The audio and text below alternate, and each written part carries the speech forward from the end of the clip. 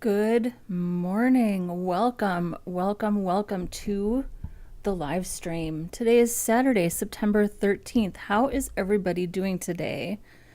I'm running a few minutes late. 5 minutes. I think my start time is always like give or take.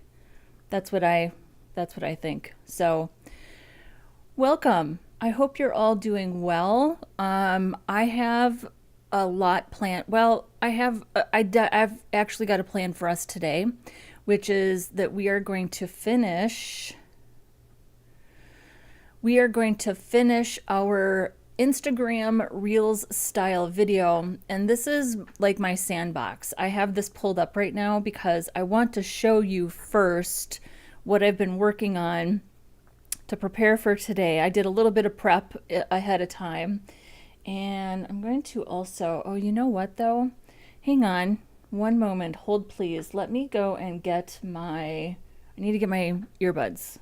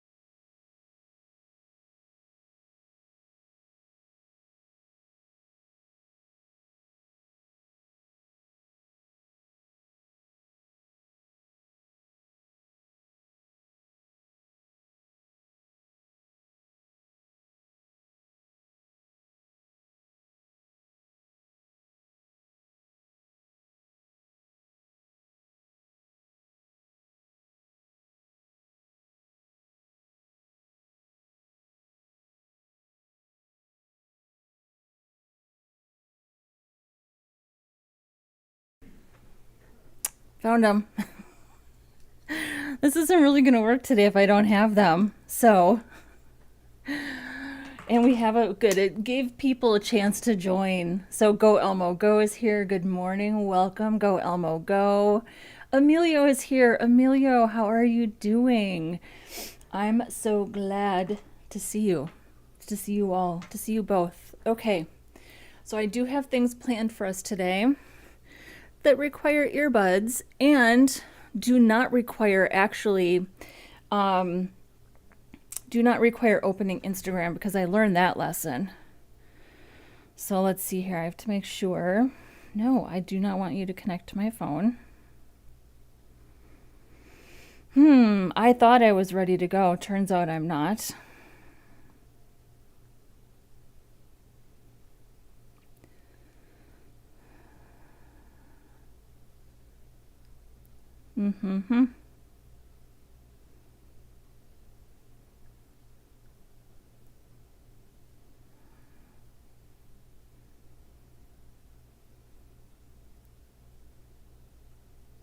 Okay.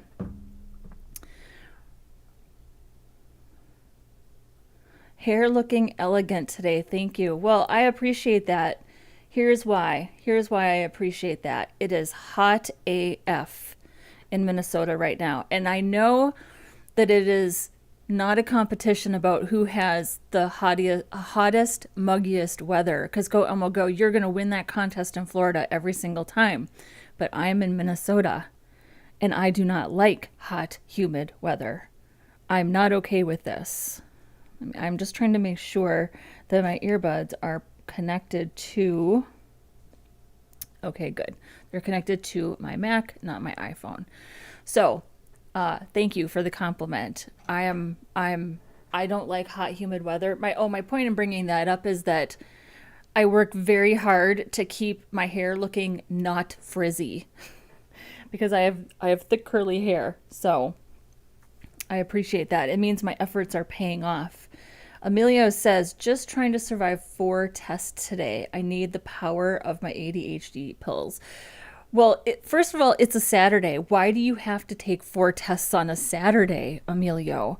Or are you studying today and prepping for the week? Or I guess if you have online classes, or even if, like, when I was in grad school, we had like a week to take our tests and we could go online and do it. So maybe that's the situation. Either way, I empathize. I'm a um I am a I'm not a good test taker. I'm not a good test taker. I'm not a person who lives with a lot of anxiety, but I definitely get a lot of anxiety when it comes to testing. So that's tough. That's tough. So I'm sending you positive thoughts out into the universe, my friend. Monique is here. Greetings. Welcome, Monique. Yes, humidity is the worst. Dry, hot, any day. Agreed. I'll take dry, hot any day. Although it doesn't really seem to matter. If it's hot, I'm probably sweating. Therefore, the humidity is like just emanating up through my scalp and my frizzy hair. So, okay. So here's what we're going to do today. Here's like kind of my plan for the day. I don't think that working on our reels is going to take the full 2 hours. If it does, great, but I don't think it will. If we have time, after we're done working on our reels project, I want to do a setup for getting started tomorrow, which is just doing like an Instagram profile UI. So I don't really think there's going to be a ton of JavaScript. There might be a little bit, but I think that most of the work is just going to be building an Instagram profile user interface. So just that grid, the profile, things like that, the buttons.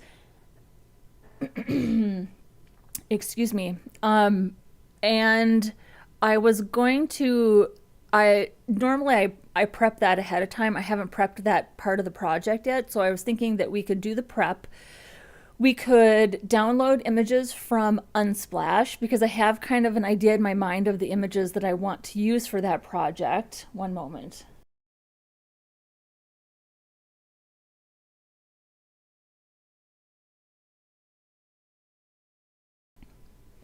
I have the idea of the images that I want to use for that project, so we could go to Unsplash and get them. And I was chatting with Go Elmo Go offline this week, and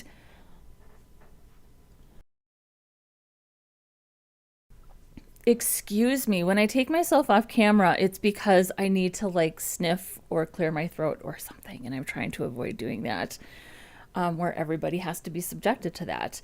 Um, I was talking to Go Elmo Go this week, and I was thinking like it might be really helpful if I show people how I optimize images, because I do think that this is something that maybe new devs don't really grasp the importance of. And I know I've done it before, but it's been months. Like I remember doing this back maybe in November or December last year, and now might just be a good time to do it again to show people how I optimize images and what I'm looking for.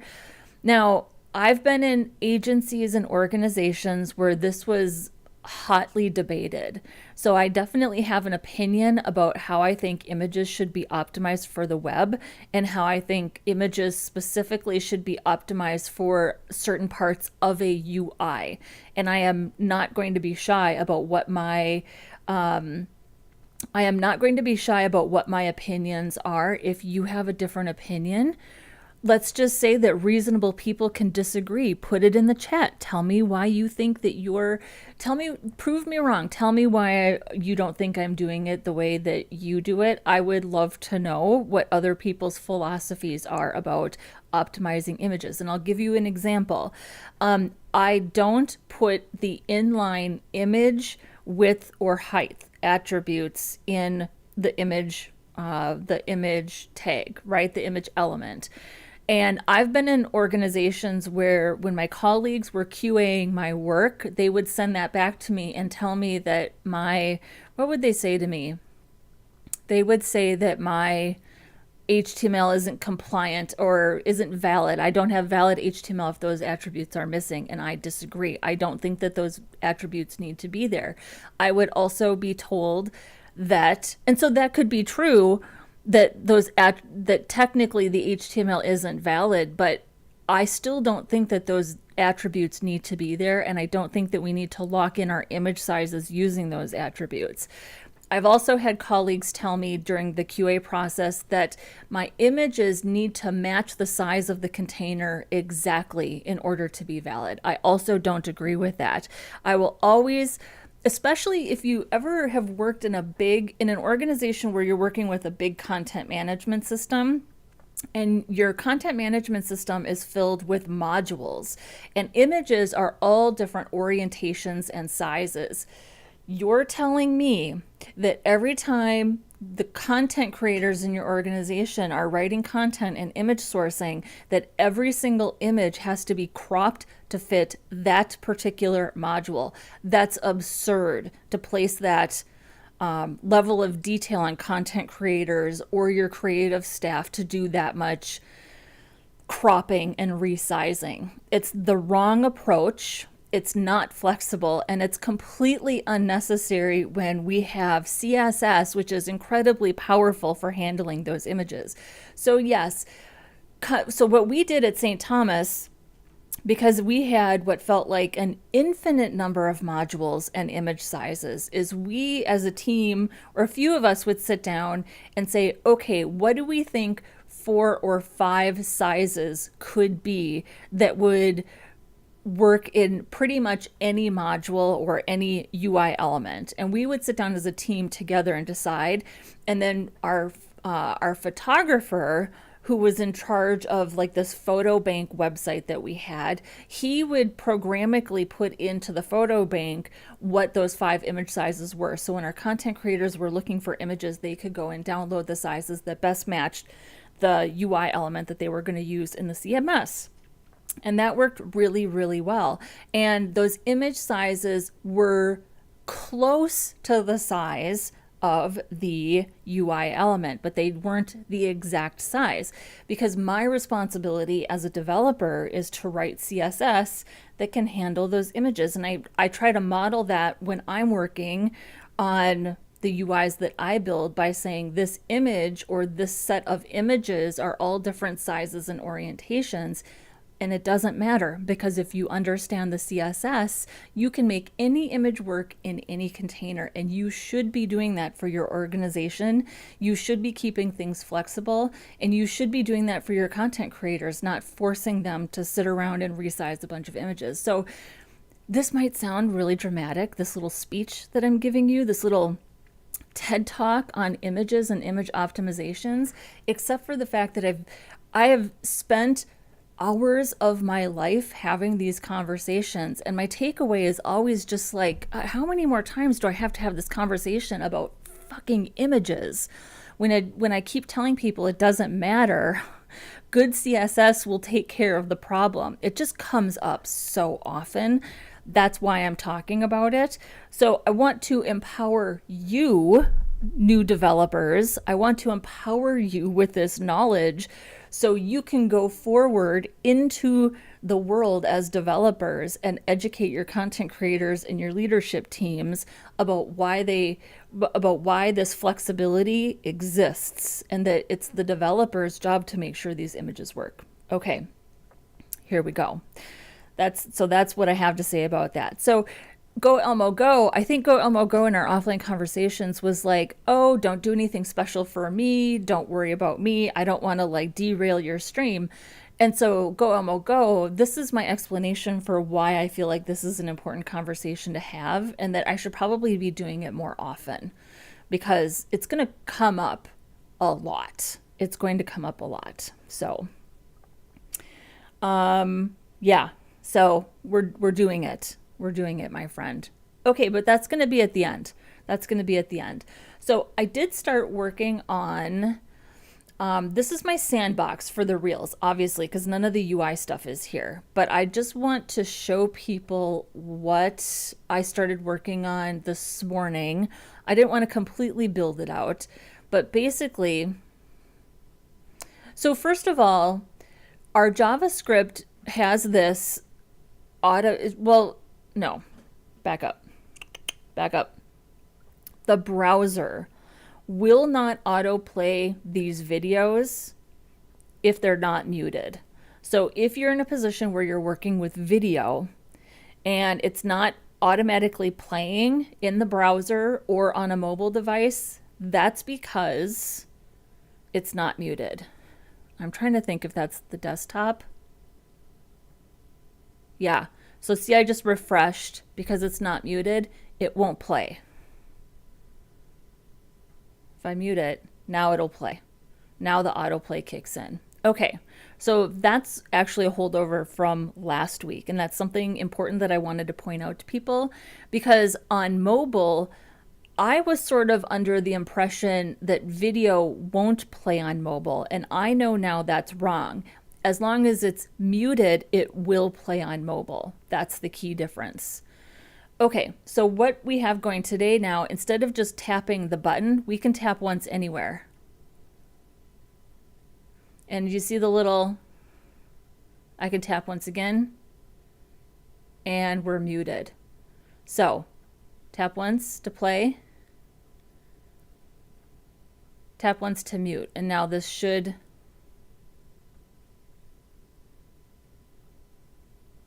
oh, you guys can't hear it.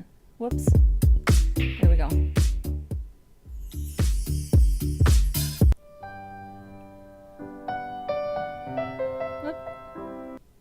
Tap once to mute, and it's remembering it because local storage.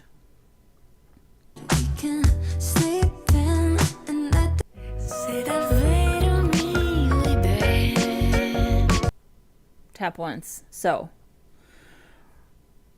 all right. So let me pull up now our actual project from last week.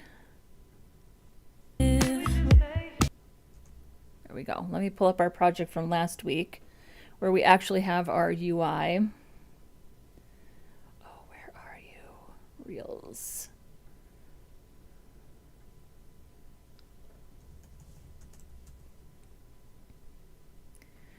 And we will implement this. We are also going to implement, there we go. We are also going to implement double tap to like and advancing our counter. I'm not going to do anything with comments or reposting or sending or anything like that. My sole goal for this project are the final two things that I want to implement are single tap to mute and unmute. And we're going to get rid of this icon in the upper right hand corner and put it in the middle, which is the true Instagram experience. And then we're going to go ahead and implement the double tap to like.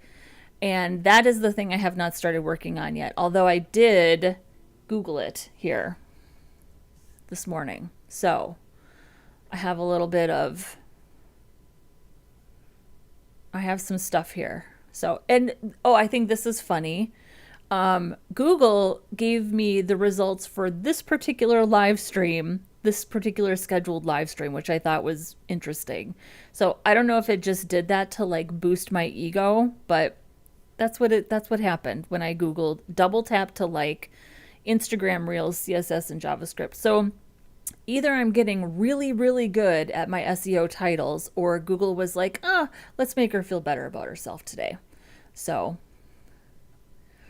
it is interesting to sort of sort out all of these details. And I definitely find myself thinking like, I feel like I have so much more knowledge now about video, HTML video, and I'm like, what can I do with this knowledge? What can I do with this information? So yes, we love good functionality. And this is also making me want to sew something. That's funny because this is spinning. I'm going to be like a craft snob now, Emilio. This is spinning. So it should make you want to knit something. Knit. So we are making it big on Google's. Yeah, Google recognizes good. Well, thank you. I think Google did this. Google was like, she has a YouTube channel. Let's make her feel better about herself. Let's help her out. So, by the way, if you're new here, first of all, welcome. I stream every Saturday and Sunday. We talk about HTML, CSS, JavaScript. I don't really use frameworks or libraries in my personal projects. That's the distinction, is that I like to practice with vanilla CSS and vanilla JavaScript because I just enjoy the process of practicing and understanding sort of like those good core foundational skills. So do me a favor, if you're here right now and you haven't liked the video yet, go ahead and do so. And if you haven't subscribed yet, I would love to have you. Go ahead and subscribe. Like I said, I'm here every Saturday and Sunday. I also started going live in the mornings on Monday through Thursday, which I'm going to keep doing, to just do like a little daily stand-up because I think it's fun. I enjoy talking to the people in the chat while I'm not focused on a coding project, and it's kind of helping me stay focused on my own tasks and what I need to get done and sort of articulate if anything's blocking me. So there's that. Okay, so let's get this implemented. Lots of talking this morning. All right. So first things first, we need to, and I am going to go back to the sandbox. I want to point out what it is that we're creating. So we're creating a div called so a class of toast audio, like cheers, toast, with an ARIA live polite. So this is something that reads out to the screen reader what's happening, but it does it in a polite mode. Basically, we're creating this container first. So that's the first thing that we are going to do. And I'm going to put that.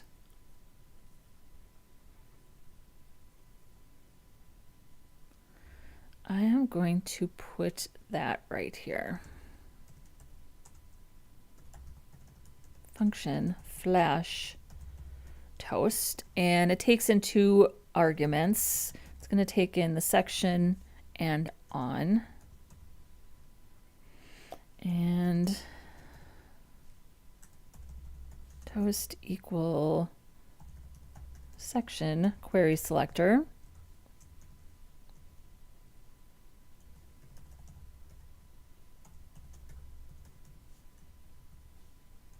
Oh, and let's get over here.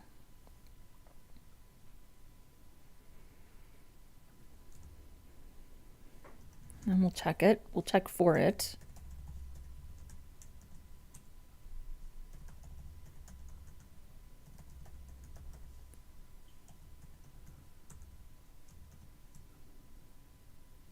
Oh, no, we're creating the element.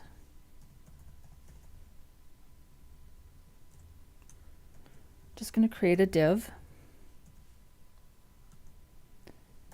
And then we're going to give it a class name equal to toast audio.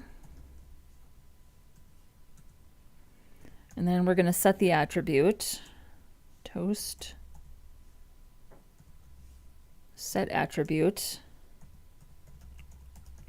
ARIA live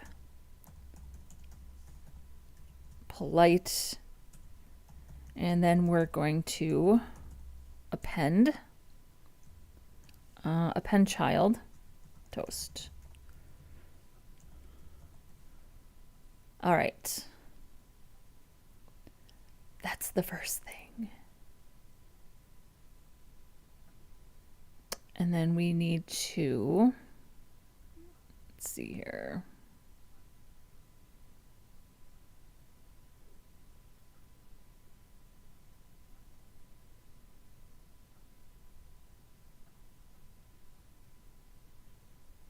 Here we go. Okay, now we are going to do a function called setup tap to mute.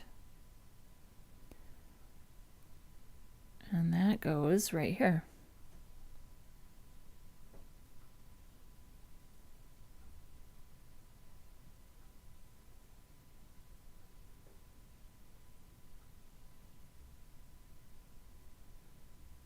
Setup mute, sync mute button.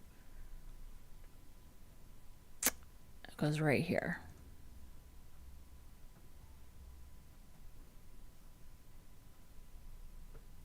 Uh-oh, did I spell something wrong?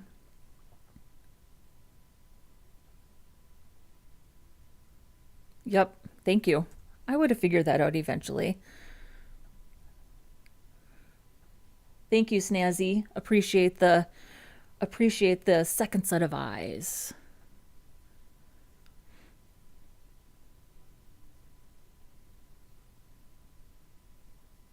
All right. Set up tab to mute. Set up mute button right here. Function set up tap to mute. And you know what? I'm going to attempt to type this out. Double tap milliseconds. So we're getting the milliseconds. We're going to set it to 280. And then we're going to for each through our sections. And we want sections and the index.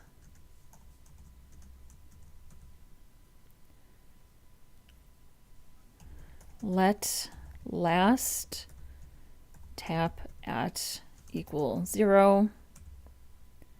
And then we're going to get let the single timer equal null.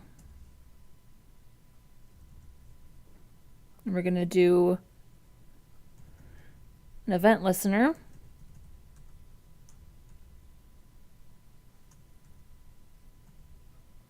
Called pointer up.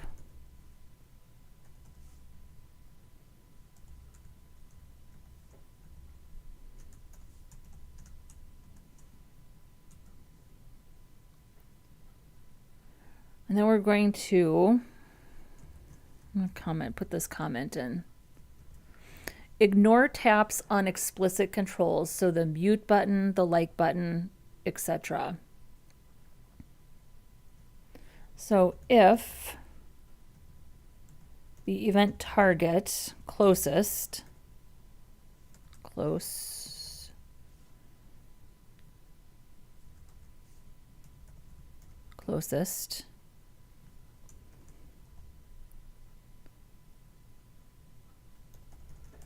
button, anchor, anything with a role equal to button. Oops.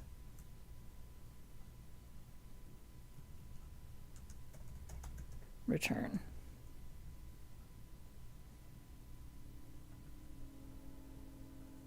Oops. Yeah, that's right.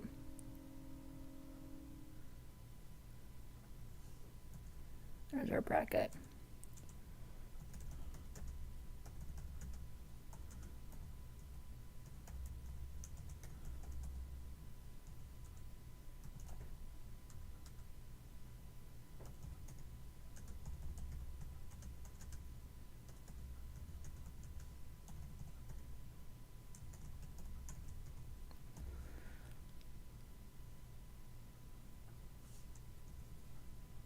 So we have a variable for now, which is the event timestamp.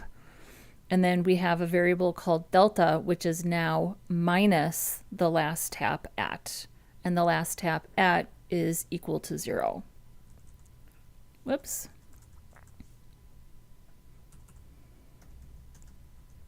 So we're going to say if the delta is less than the double tap milliseconds,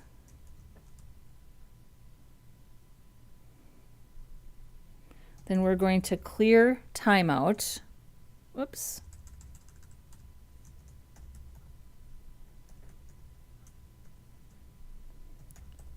Single timer. And we're going to set last tap at equal to 0.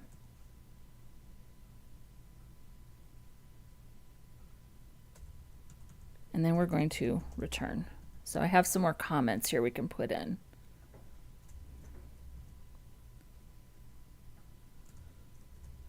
So double tap detected will wire like here next weekend. Oh, that's ChatGPT's little reminder to me of what my plans were. So, but that's a good reminder because we're actually going to do that today. So ChatGPT has a hard time keeping track of like dates. I don't know. Have you guys noticed that? Like if I used to be able to, and I kind of remember this, like I used to be able to go find an old chat and say what was like the date and time that I started this conversation. And it used to be able to tell me that, and now it's like, oh yeah, I have no idea. I don't know. I can't tell you that. Also, chats used to be grouped by month, and that they're not grouped by month anymore. So I don't know. I don't know. Okay. So here's another comment that I'll put in. Single tap. Toggle global mute after a short delay to see if a second tap comes. So that's what we're going to do next here. So we're going to clear the timeout. No. Clear timeout. Single timer.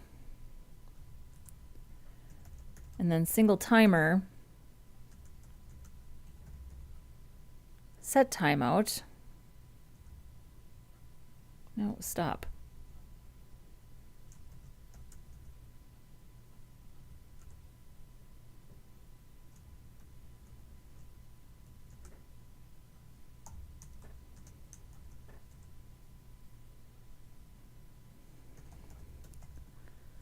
So we have a global muted is going to be equal to not global muted.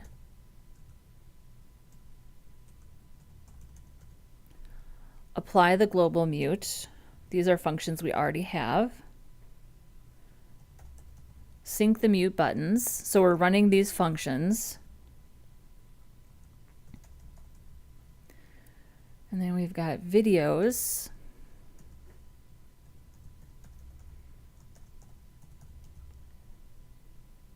Active index. Play.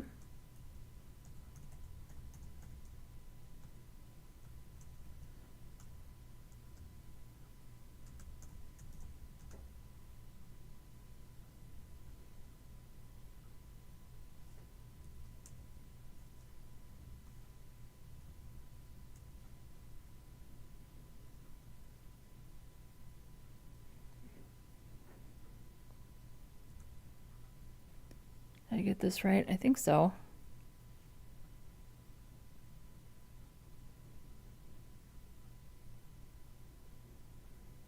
Videos, active index, play. No, yep, play. Catch. Flash toast.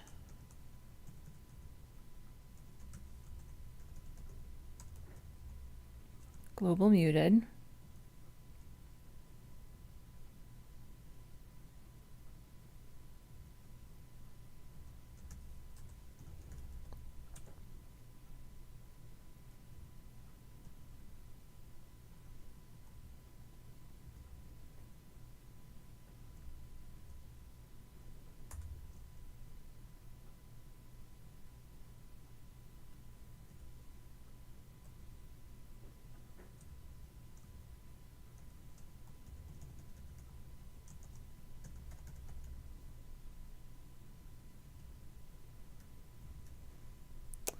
All right, I know I have a syntax issue here.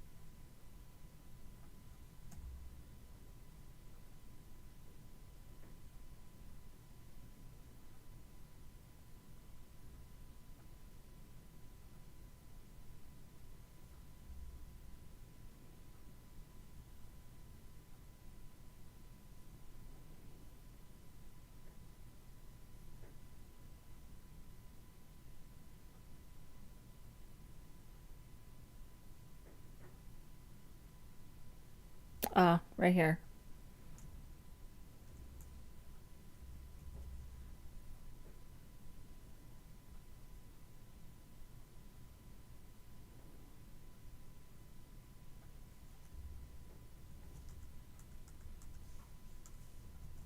There we go.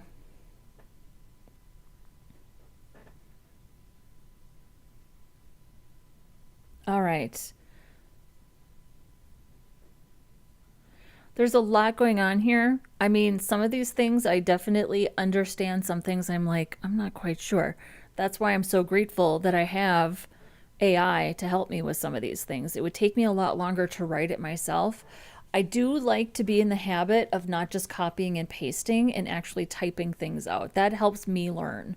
So do whatever works for you.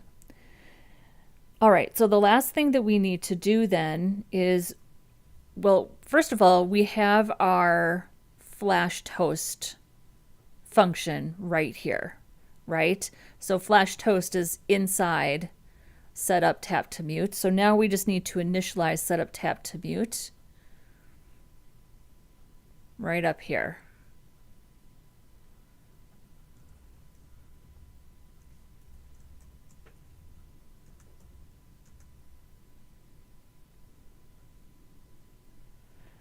This is, I'm just going to call this single click to mute on UI.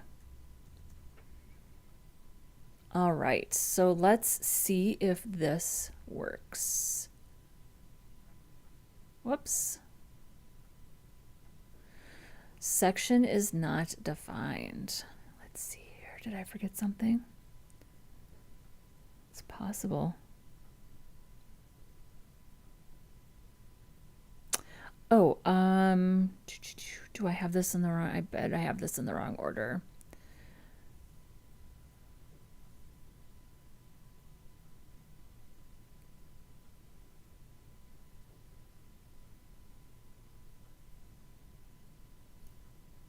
I need to collapse some of this.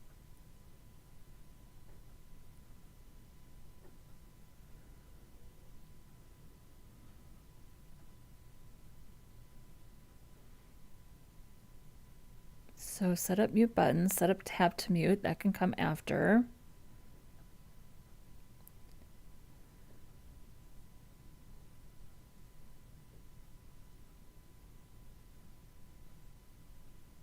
So this is not getting,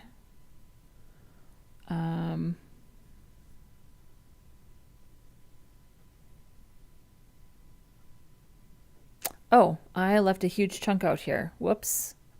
Okay. So toast text content.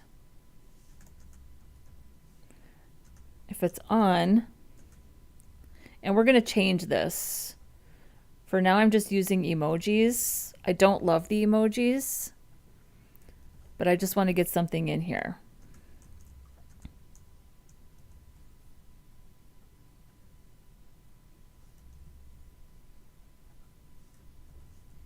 There we go.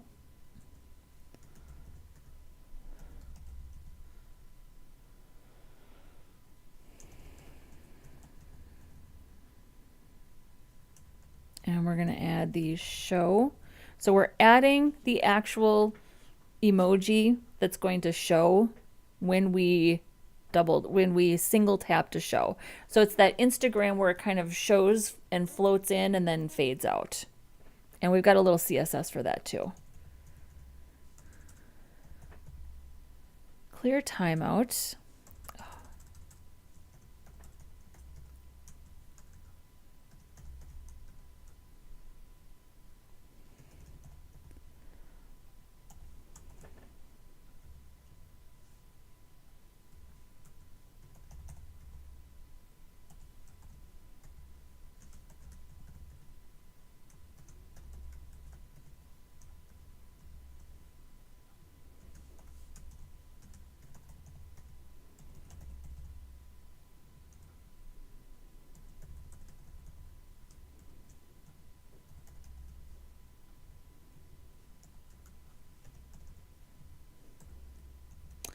Okay. So we are adding this little flash emoji. It's either on or off. We are adding the show class to this div, and then we are clearing the timeout after, I think this is 800 milliseconds. I'm pretty sure it's milliseconds. So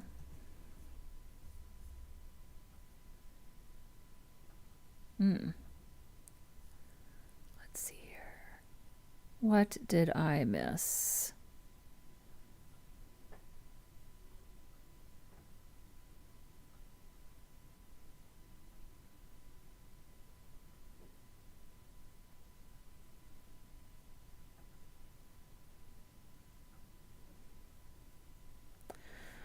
Section, query selector, if toast,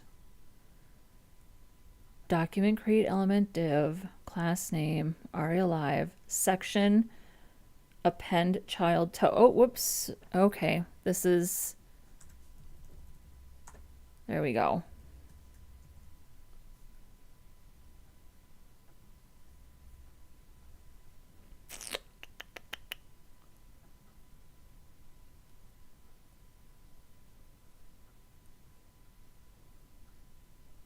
Class name, toast audio.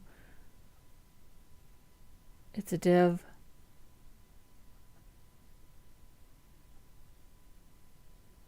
Toast.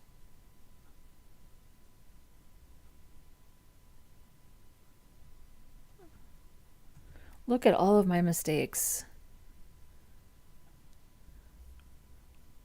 We're just knocking them out one at a time. Audio. Toast. Oh, look at how many times am I going to spell class wrong?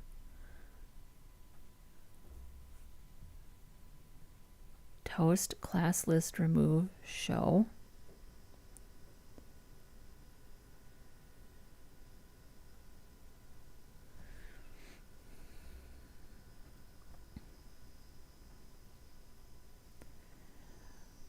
Setup tap to mute section is not defined.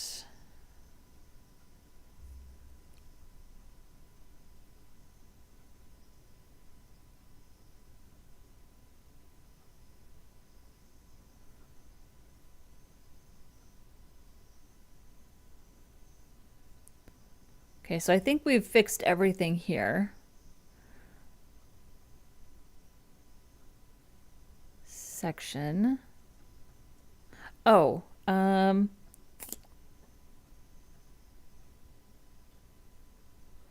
no.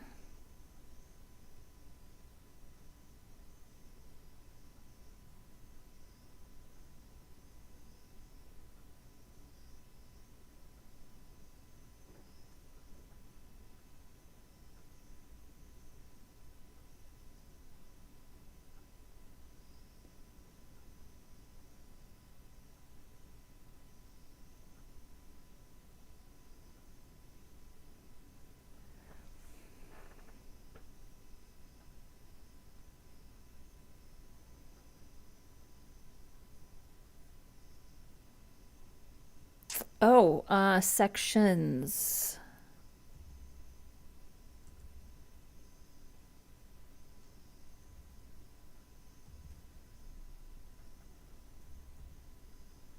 It's plural sections. There we go. So yeah, if you're troubleshooting, well, I guess I can only speak for myself. It's almost always because I spelled something wrong, or I got my plural and my singular mixed up. So, okay, so now we're working. Now we should be able to tap once to unmute.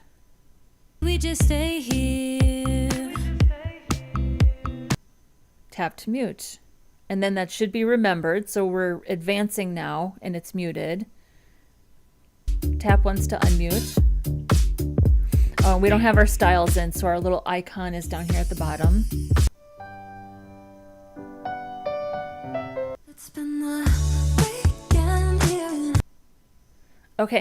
Okay, so this is working. This is working.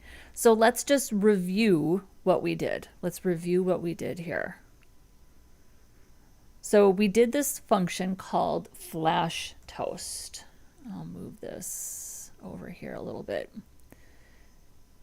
And this function is creating the container where we're actually, it's creating this container right here, which is the actual mute button that's showing, flashing on the screen. And we don't have our CSS in. We're using a keyframes for the CSS. So that's what this is doing. It has an ARIA live polite attribute. We're defining these emojis, and we're going to change this from text content to inner HTML, and I'm going to swap this out for SVGs. So this is just sort of temporary to get it working. We're adding a class called show, and then we're doing a set timeout of 800 milliseconds to remove show. So that's what that's doing. Then we have the setup tap to mute. So we're defining the double tap in milliseconds as 280 seconds. So it's really counting the milliseconds to see how many times you're tapping. And then we have a pointer up add event listener.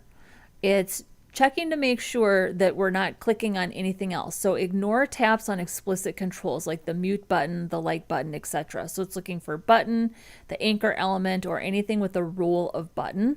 And if it's finding those things, it's returning. So it's not going to listen for a tap to mute if I'm specifically tapping on a button like making a comment, liking, an anchor element, if there's a link, anything like that. And then we're kind of doing some math here to do the timing if it's less than 280 milliseconds, and then we're clearing the timeout. So I actually understand what's happening here. It would take me a lot longer though to write this myself. So I'm grateful for AI for help with some of these things. So let's get in some CSS now, so we can actually start to style, and then we're going to go find some SVGs. Okay, where is my CSS? So I have some temporary CSS here. And we're definitely going to modify this a little bit, but I'm just going to put it in just to get us started. So Toast Audio is the div that's being created, and then Toast Audio Show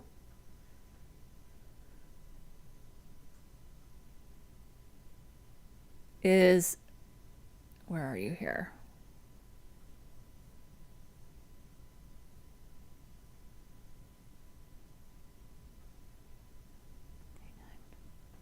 Right here. Toast Audio Show is what's being added.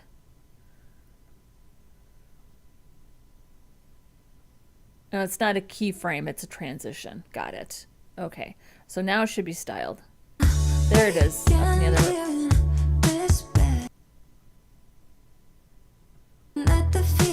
Beautiful. Beautiful. So now I want to take out the previous mute button. Just this right here under sync mute buttons. I don't want this. I don't think Instagram has a separate mute button other than the single tap once the reel is open. Am I right about that? I think I'm right about that, but I don't remember. Remind me in the chat. Let me see here. Let's go to the chat and say hello.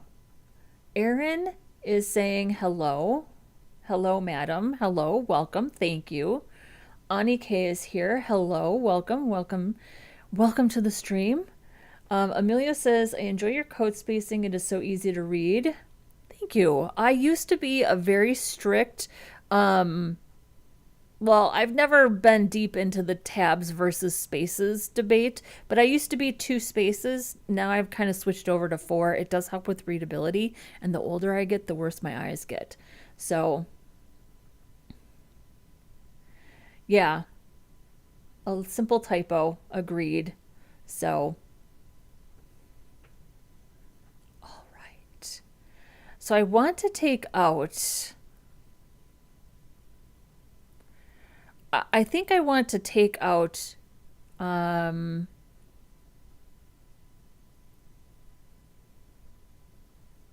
want to take out this sync mute buttons. Let's just try commenting this out.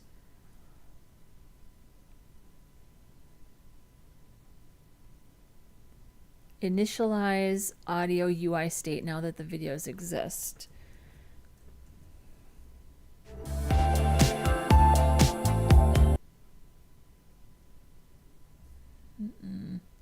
Sync mute buttons.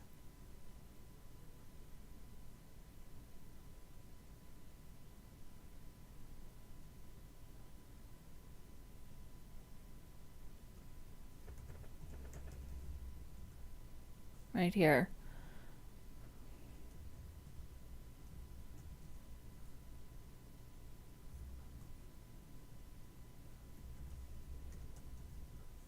And right here.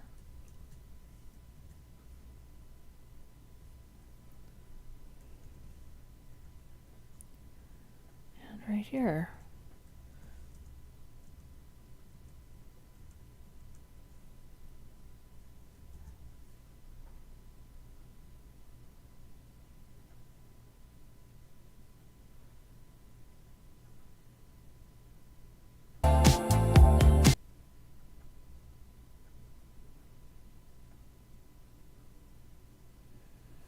Oh, it's probably in my...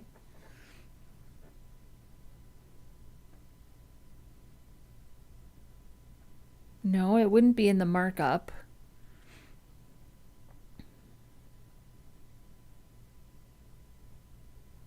Oh yeah, it is. Create a mute button for each reel.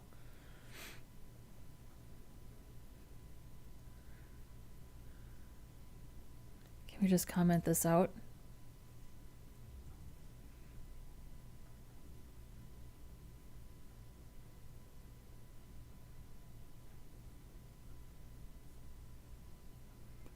Button is not defined.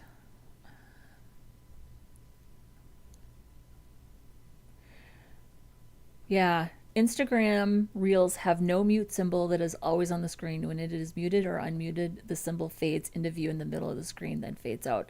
That's what I thought. So we're gonna get this out of here. Oh, I mean, I guess what we could do is... But the new button that we created has an aria polite. The new button we created has an aria polite, so I don't think we need the old button.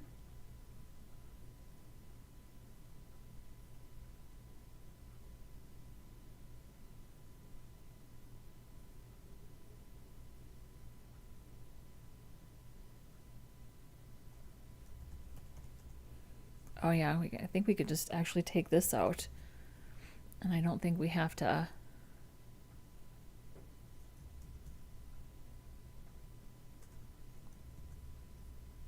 There we go. That's all we had to do. I'm also wondering if we had to...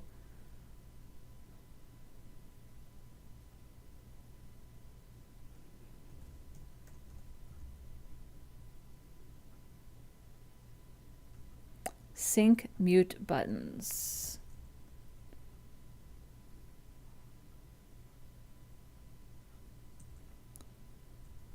Yeah, I just don't think we need, I don't think we need sync mute buttons. Set up mute buttons. Sync mute buttons.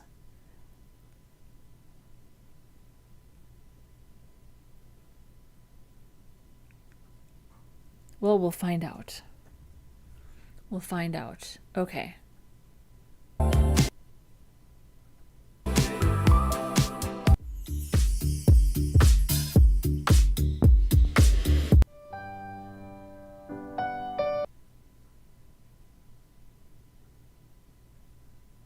I think it's working. I don't think we need the sync mute buttons function.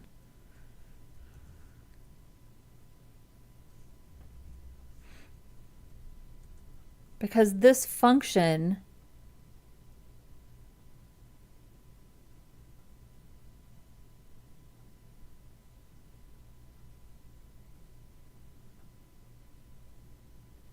update the mute button icons and accessibility labels in each section. So this was just syncing it based on the whether or not it was globally muted or unmuted. But I took that button out, and now we're already doing that.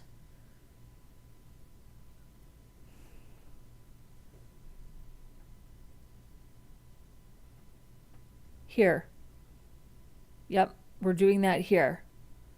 Because this flash toast is using whether or not it's globally muted or unmuted to sync it, because it's got the global mute function. So we don't need this function, which was specific to the button that was in the upper right-hand corner.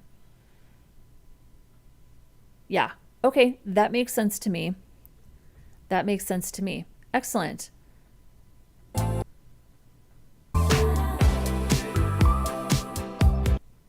Okay, so now the CSS. So let's take out the mute. Yeah, we don't need this anymore. So I'm just going to uncomment that. So now let's go find some SVGs that we like.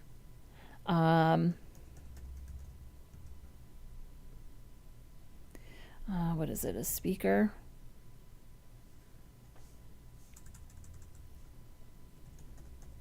Sound. Probably something like this. Volume. Here we go.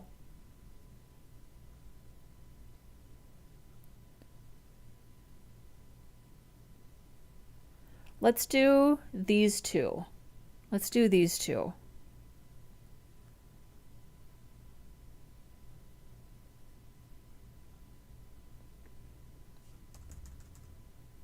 Mute.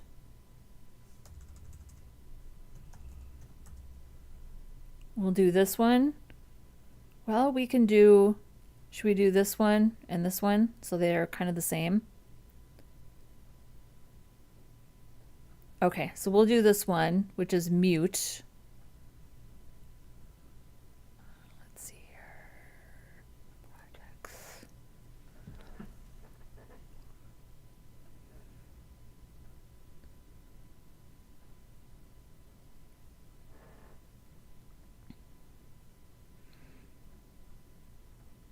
Bye, Emilio. Good luck on your tests. Good luck on your tests.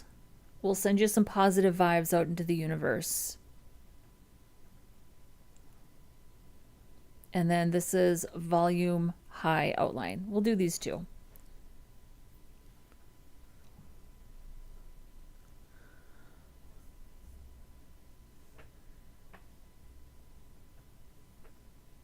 All right.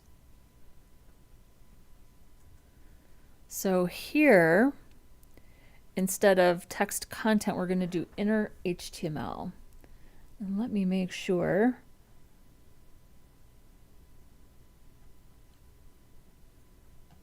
That I have this right.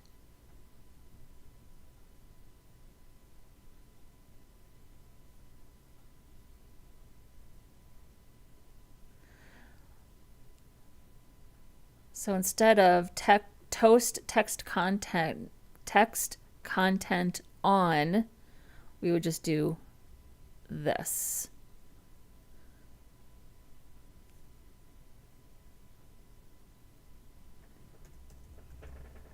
In our HTML.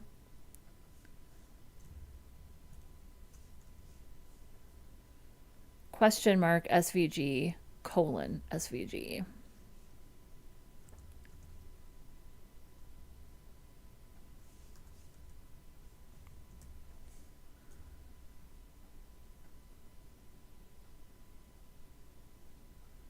Wait, what was the first one?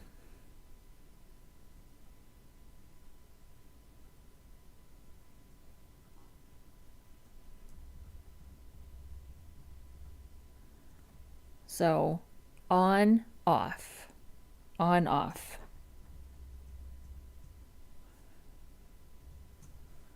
So we want on first.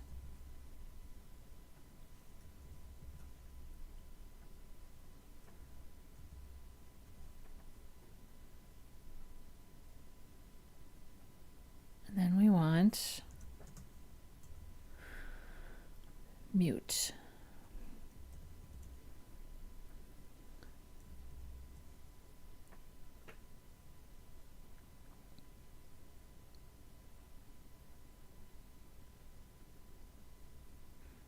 And it's sort of minifying it here, but that's okay. And then let's make sure that we don't have, we take out our current color.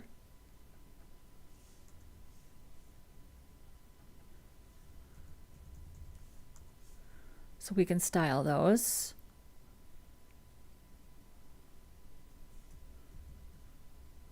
And I'm sure they're going to be really gigantic. We'll see. Oh, it's not too bad. Look at that. Saturday by the sea. We're going to style that a little more, but that works. Okay, good. Oh, but we have CSS to kind of control our SVGs also. Yes, we do. So let's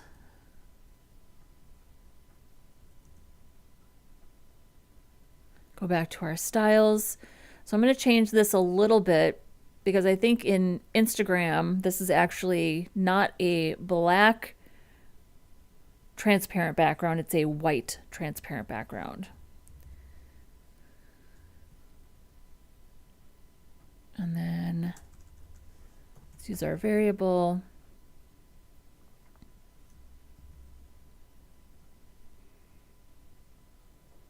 I don't know why we need to set a font.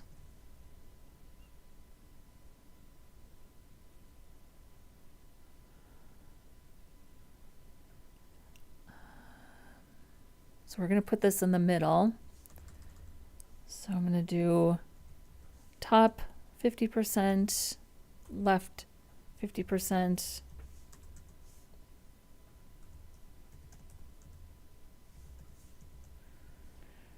And then we're going to say transform, translate, negative 50%, negative 50%.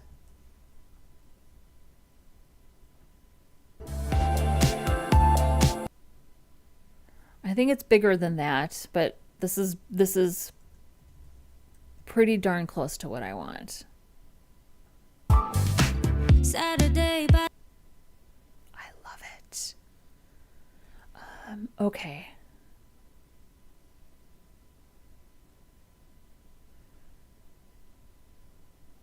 Well, I don't think we need color because there's no text.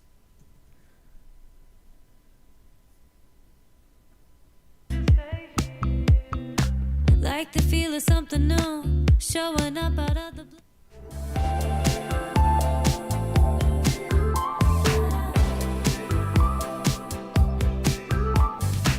Saturday by the sea, got Post somewhere we need SVG. To be, we just stay here.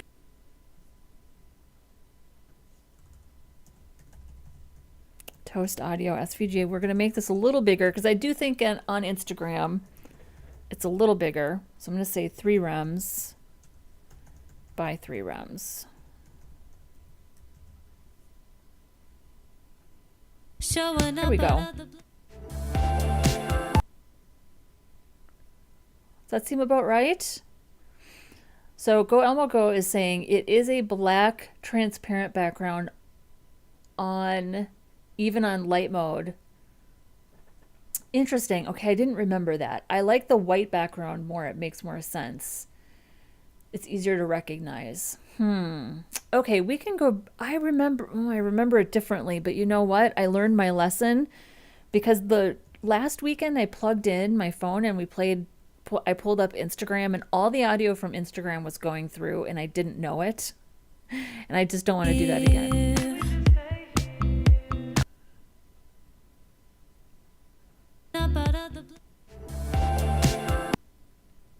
love it. I want it to be bigger. I want it to be bigger. Tell me if you think that this is about the right size. Go, Elmo, go.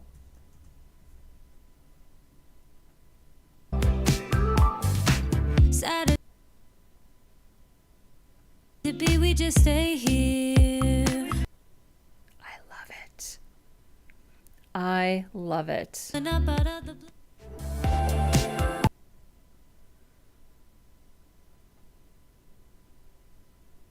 Oh, my transform isn't working. Oh, that's because of the scale. Can I combine?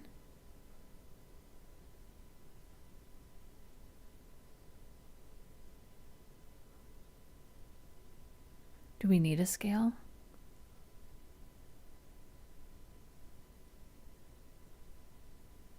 Yeah, I don't think we need a scale.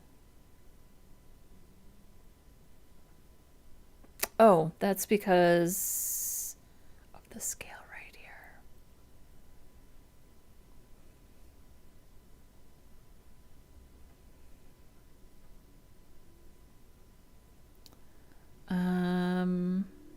Let's ask. Let's start a new chat here and ask. Can I combine transform properties? I want to use, I want to use scale and translate.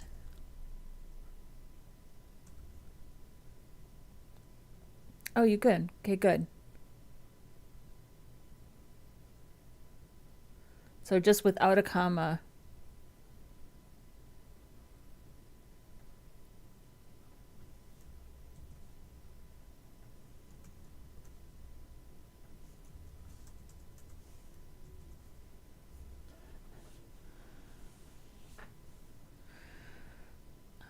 Let's see here.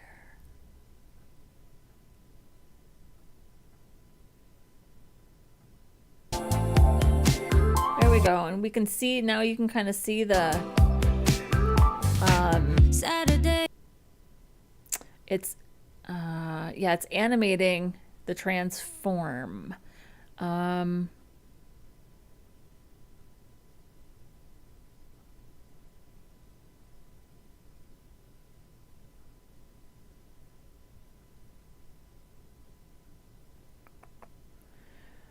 Day by the sea. Got somewhere we.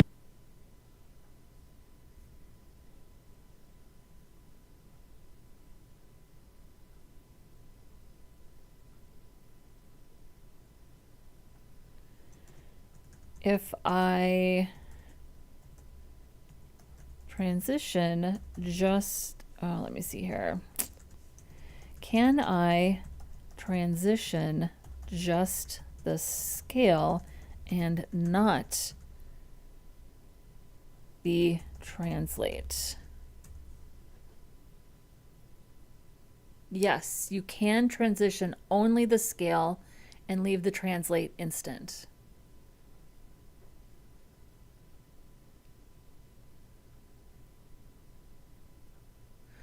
Oh, nice. Okay. That version animates both translate and scale. If you want only the scale to animate, you can separate it into its own property using CSS transform functions with custom properties, or use the newer individual transform properties.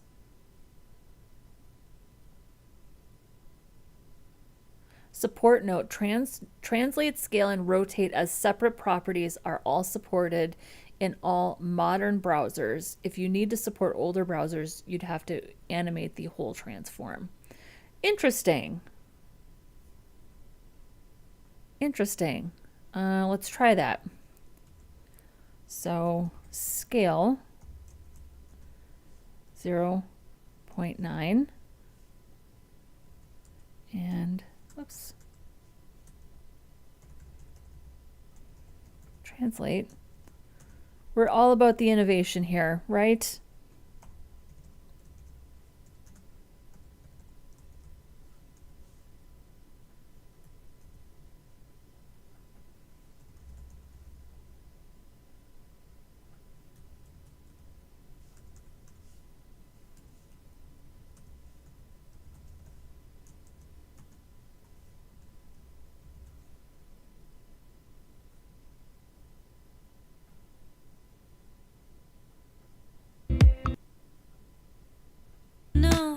showing up out It's of the working.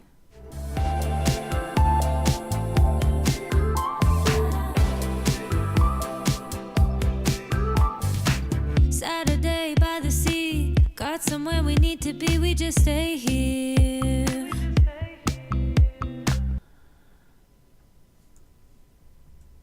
Like the feel of something new, There we go. showing up out of the blue.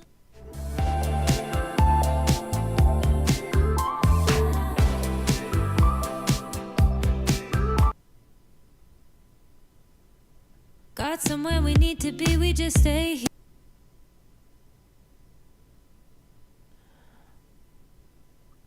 And it's a circular background. I don't mind a border radius that makes something a circle. I don't mind that at all. So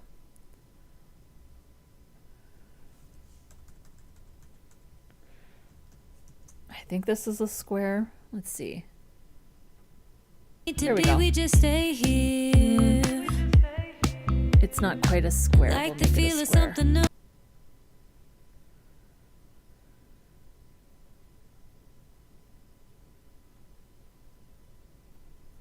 Showing up out of the blue.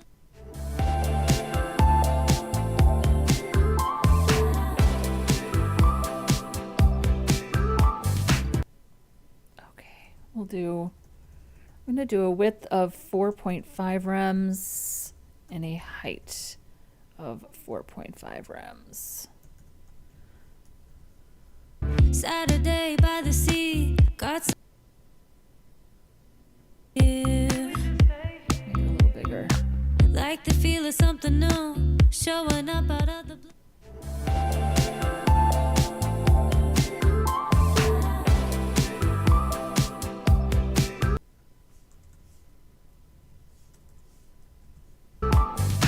Saturday by the sea, got somewhere we need to be, we just stay here. Like the feel of something new, showing up out of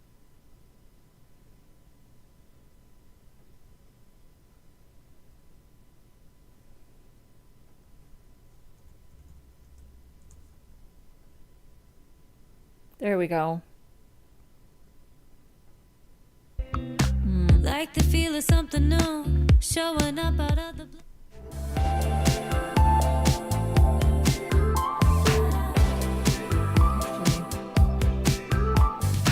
Saturday by the sea, got somewhere we need to be, we just stay The padding should here. probably be Like the feel of something new, showing up out of the blue. 0.25 rems.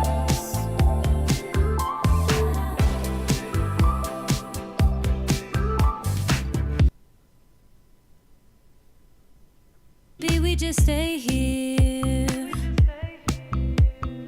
Like the feel of something new, showing up out of the blue.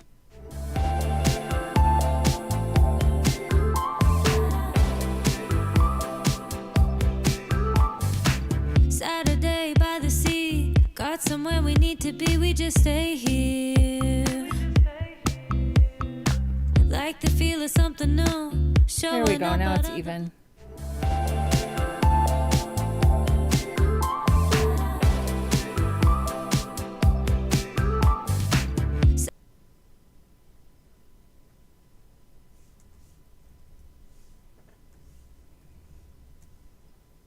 Saturday by the sea, got somewhere we need to be, we just stay.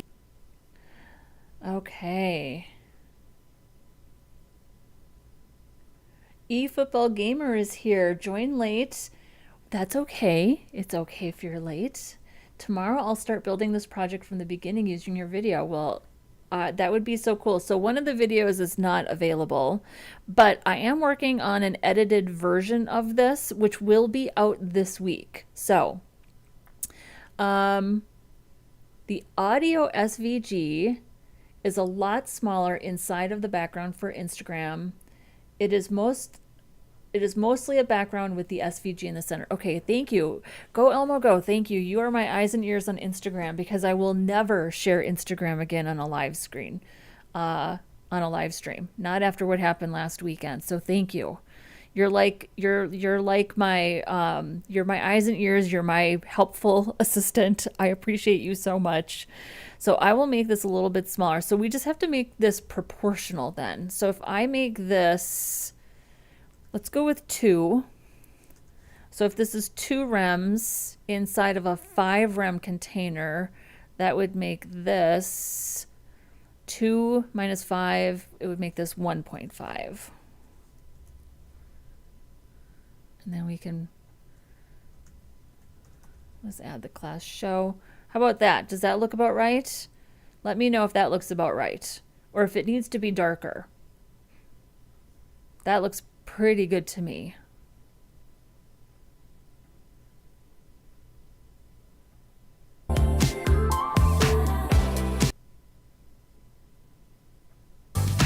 Saturday by the And Rizzy G is here. I am new here. I've been looking for this content for ages. Well, thank you. Welcome. We are happy to have you. Also, are you planning to work with React sometime in the future? I am also eager to learn how you do reasoning, I think, while solving a problem or implementing a feature from scratch. Well, there's lots of problem solving here. There's lots of problem solving here because I am wildly imperfect. And here's the thing, all humans are wildly imperfect, and you will spend most of your career as a developer solving problems. So it's incredibly important. To answer your question, no, I've actually never used React. So it's unlikely I am ever going to live stream myself using React. I don't see myself doing that. This channel is really just about vanilla HTML, CSS, and JavaScript because in my personal projects, that's what I like to use because I enjoy the basics and I enjoy just making sure that I don't ever lose sight of those kind of core foundational principles. So unfortunately, no, I don't think you're going to see me using React anytime soon. Personally, I've been using Vue for the last 7 years. That's what I used at my last job. I've personally built a full stack Angular app, and I've used Angular on a couple smaller projects. My introduction to Angular was that I was hired to work on an Angular app, which is how I got introduced to that. And then when I was in school, I had a teacher who liked Angular, so we had to do a project in Angular for a class. So I actually really like Angular, but again, I don't think you're going to see me doing any frameworks or libraries on this channel. Now, the one exception to that, I think, is going to be Express.js, which is fully back end. However, Express is so good for hiding API keys and just sort of taking a third-party API and building out your own endpoints. It's so powerful for that. I really feel like that's something that a front-end developer should know how to do, and it's not that hard. So you might see me doing some some Express videos. I don't even think that I would live stream Express content. I think I would just create separate videos showing how I use Express basically to hide my own API keys and make custom API endpoints. So, and Go and Won't Go is saying it looks perfect. The background matches in the SVG is the correct sizing. Yay. So,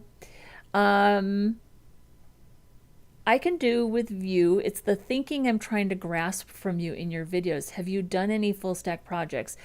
I have done full stack projects, not for YouTube. I haven't live streamed any full stack projects or done any video full stack projects.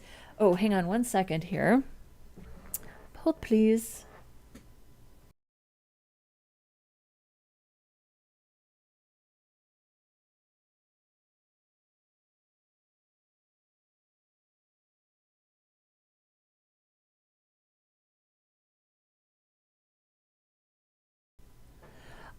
So personally, yes, I have built full stack projects before. I could be convinced to do a full stack project, but I probably wouldn't use a framework to do it. I think I would just build an Express app so I could build some custom API endpoints, hide my API key, like set up course policies, things like that. And then I would still build it with vanilla HTML, CSS, and JavaScript. I might also introduce a little PHP, because here's the thing, I just really enjoy kind of the vanilla process of things. But also, I do a ton of problem solving on these streams. I'm making mistakes and thinking through logic all the time as I build things out. So my process for problem solving in Angular or Vue is pretty much the same as what you're going to see me doing here. And you're going to get it in spades. Trust me. I'm always asking for help. I'm not afraid to use AI. I think AI is absolutely the future of development. I know developers who won't use AI. They have ethical dilemmas with the environmental impact, and I would never minimize somebody else's personal point of view. However, if you are going to be a developer, it is in your best interest to learn how to use AI for problem solving, because developers moving forward are going to be expected to do so much more, so much faster, and with more precision and accuracy. And here's the thing, AI makes it really fun and easy. It can still be difficult sometimes, but with like GitHub Copilot right in the editor, it's fun. It just has made coding so much fun. And I just feel like I can do so much more, so much faster. Whereas previously it would just take me days to get through understanding some sort of logic. So I also use Vanilla.js and plain HTML and CSS for my own personal projects. I am yet to make a complete full stack. However, I built an MVP of a SaaS, which helps you build a little itinerary. That's awesome. That's so good that you're doing that. I could definitely plan out a full stack app using Express. I could definitely do that. I did have a comment last weekend. Somebody asked me why I wasn't using the actual Instagram API for this project. And my response to that at the time was that I didn't want to expose my API key, and that I didn't have time to like build a custom endpoint using Express to not expose my API key, because I want to be careful about doing stuff like that in a live stream. But I have been thinking for a while about using Express, and I know MongoDB, so I've set up databases before. But I think a full stack app counts even if you're pulling in a third party API, because that's a backend, right? And then you're building the front end. So I could structure a project where I show people how I would do a full stack app. Yeah, I mean, those are good ideas. And I love that feedback. I want people to tell me what they want to see. And as long as quite frankly, as long as it falls into the category of things that I want to actually do and show, I can absolutely do that. So, and as for the problem solving, if you're here to like learn about problem solving, you definitely don't need to see me in a framework to get that. So, Rizzy, I'm happy to have you here every weekend. You will see me problem solving by the bucket load. Yes. I used AI for the repetitive CSS in my projects, in my internships too, but in my personal projects, I don't use AI because I need to learn how everything works so I can explain it. I mean, that's not a terrible approach. It really isn't. You will rarely see me use AI for CSS, with the exception of what you just saw, where I wasn't sure about how to combine some of the different transform properties. Most of the time, I can write CSS and HTML in my sleep, both hands tied behind my back. I ask for a lot of help with HTML when it comes to accessibility to make sure that I'm getting the structure and the ARIA attributes correct. You will see me mostly using JavaScript for AI for JavaScript. That is like that is the place where I struggle the most. JavaScript has always been the hardest for me. And I have to admit, for me, I'm kind of over. I've accepted AI into my life because it has made my life so much easier. As much as I want to be able to do all the vanilla and not have to think about it, I use it. I use AI because it just helps me move a little faster and not worry so much about it. But I understand the sentiment.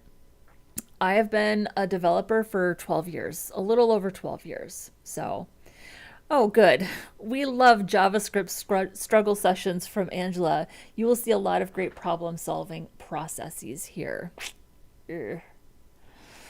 That you will. That you will. Okay, let's get back to it. By the way, I love these questions. I love it. So, Rizzy G, thank you. I love the questions. I'm always happy to answer these questions. And honestly, some of the questions that I get, it like forces me to articulate and think about why I do things the way I do. So, We need to be, we just stay all right. here. We love this. Like the feel of something new. So let's see if we can implement now our double tap to heart. So I'm actually going to, can we do a little side by side here?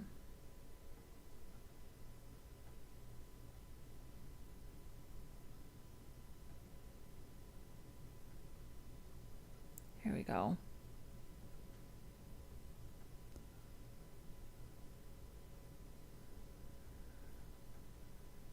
Okay. Recreating the Instagram double tap to like effect for Reels using HTML, CSS, and JavaScript involves detecting a double click on a video element and then triggering a visual heart animation and updating a like counter. So our HTML is a little bit different, but this has a class of heart icon and then we have a class of likes count. So let's add that to our HTML. And that is technically here. So let's go find it. Where are you? I think you're up here someplace.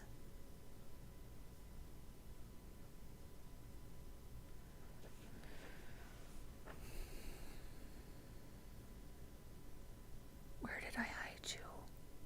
Right here. Okay.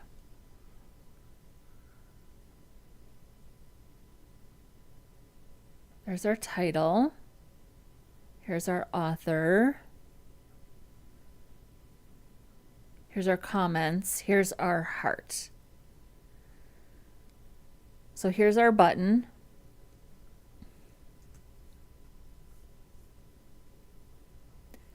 Div class heart icon.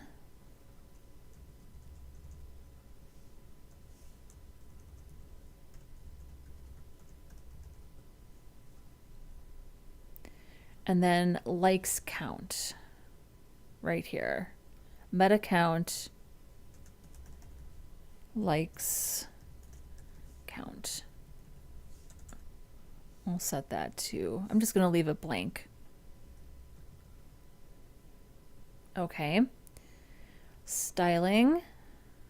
Okay, we already have our styling. So, although, oh, you know what? This is different, isn't it? Yeah, this is different. It's not the same as this. So I'm going to take this class out.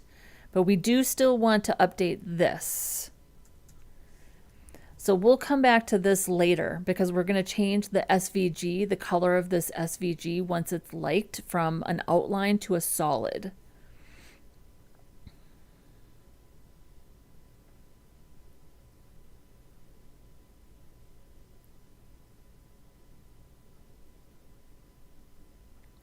But we do need to get a heart icon in here. So I'm going to borrow this right here.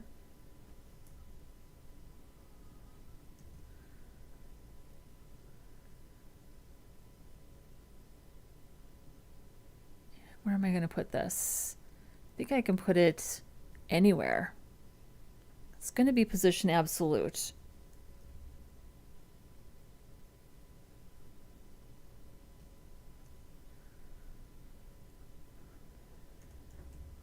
Heart icon.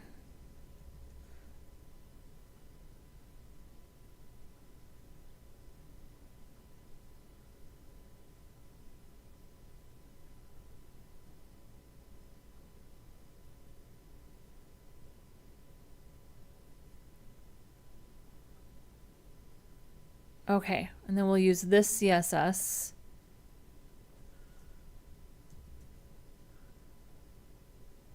And we'll adjust some of that CSS.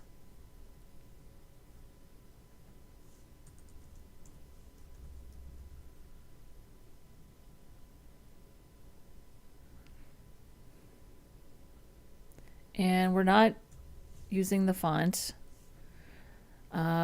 The heart icon. So this would actually be, well, it's got a stroke. So we might want to update that. So for now, it's just going to be a stroke of red.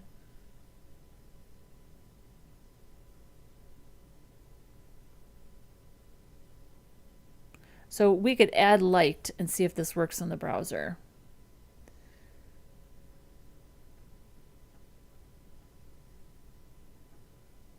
So here's the SVG. There it is in the middle.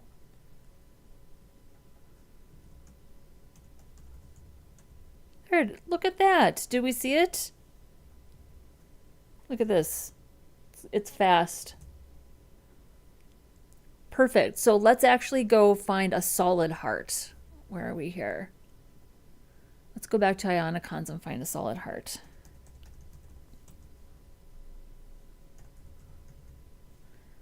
Heart filled right here.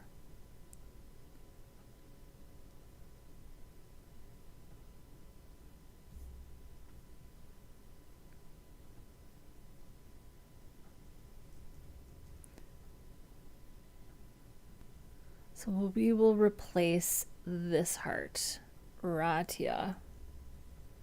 And we're going to make sure that this is aria hidden true.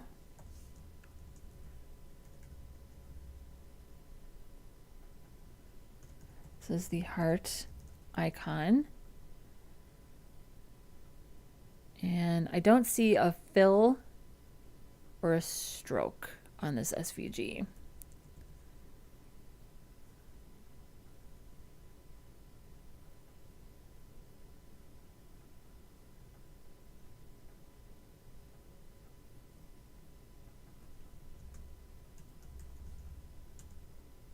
There we go. So now we just have to change the stroke to a fill because it's solid.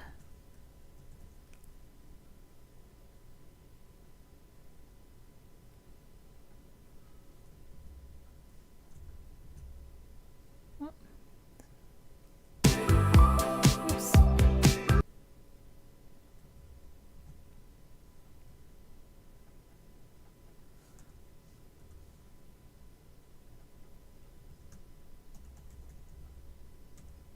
There we go. We can also change the width and the height. Actually, go Elmo go. Can you do me a favor and tell me how big you think that heart is? Just ballpark it for me. Just ballpark it for me. And also, is it red? I might make it red no matter what because I just like a nice red heart. What do we think? Look at how powerful CSS is. Love that. Okay, so there's our heart. Now we just need the double tap. The double tap. Okay, so we should be able to combine some of this, right? So we're doing an event listener with a double click, and we also have a likes counter. So here's our, so we need query selector for our real video, heart icon. I feel like this could all be its own function.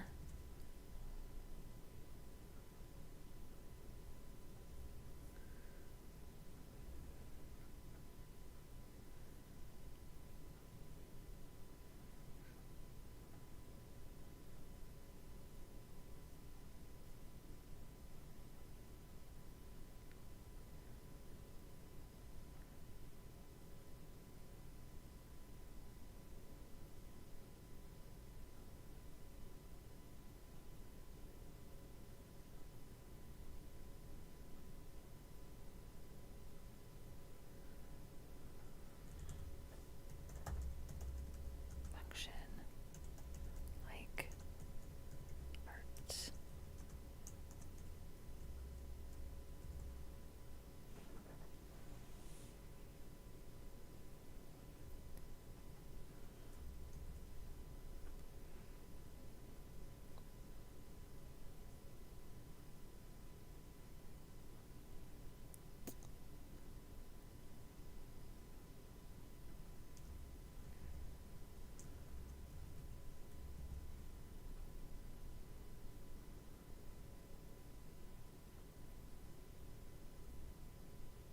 Cannot read properties of null reading at event listener.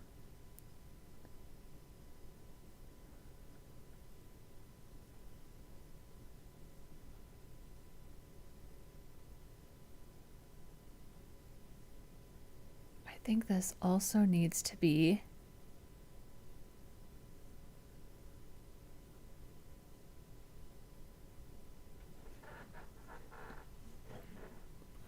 so it's inside of our fetch function.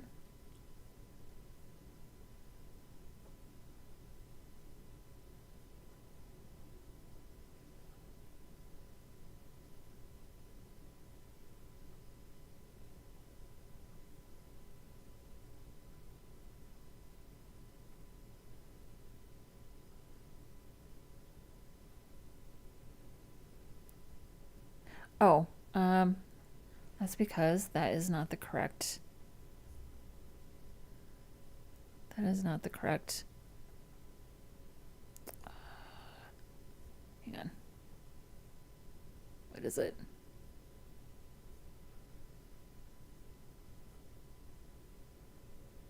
That's the button. Create element video. It's just video.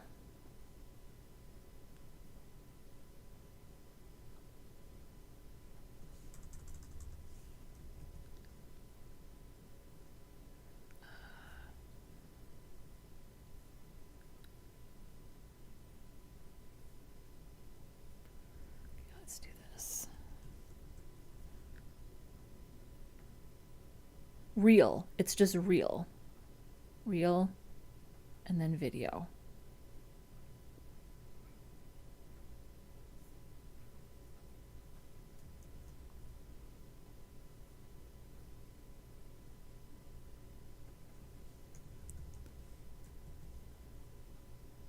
Okay, there we go.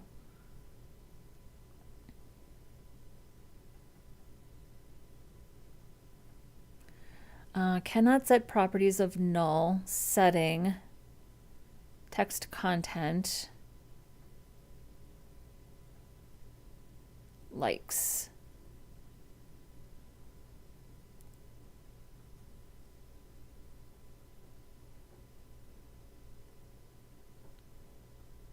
Likes count. Did I get the correct class name in here?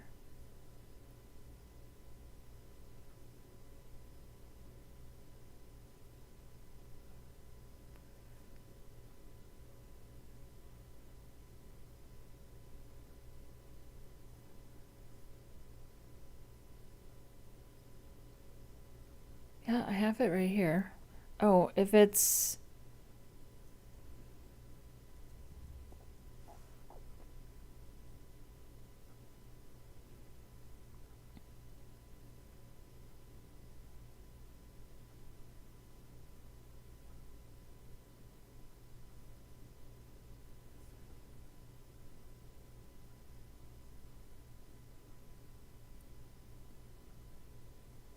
I have a feeling something's out of, oh, likes count. Did I put in an underscore? Yes, I did, right here.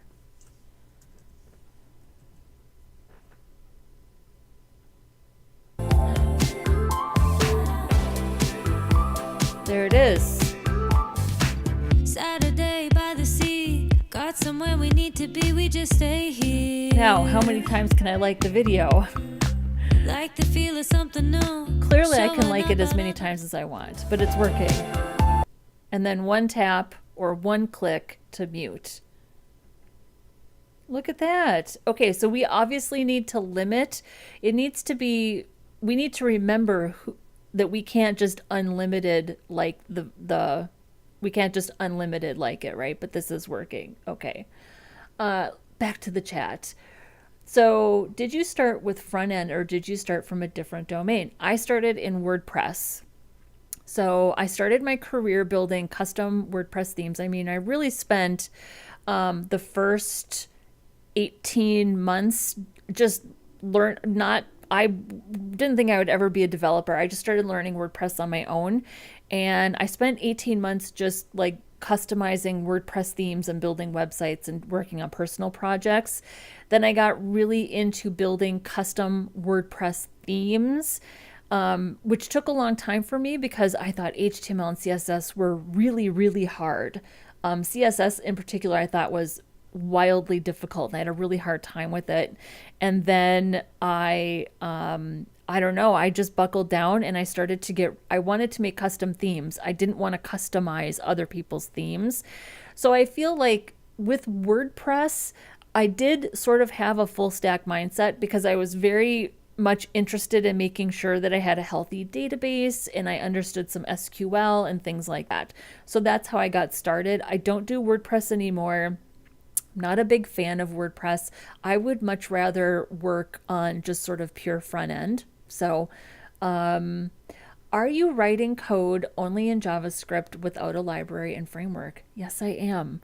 So, no one, I think you are new to the channel. First of all, welcome. Do me a favor, hit the like button if you haven't yet.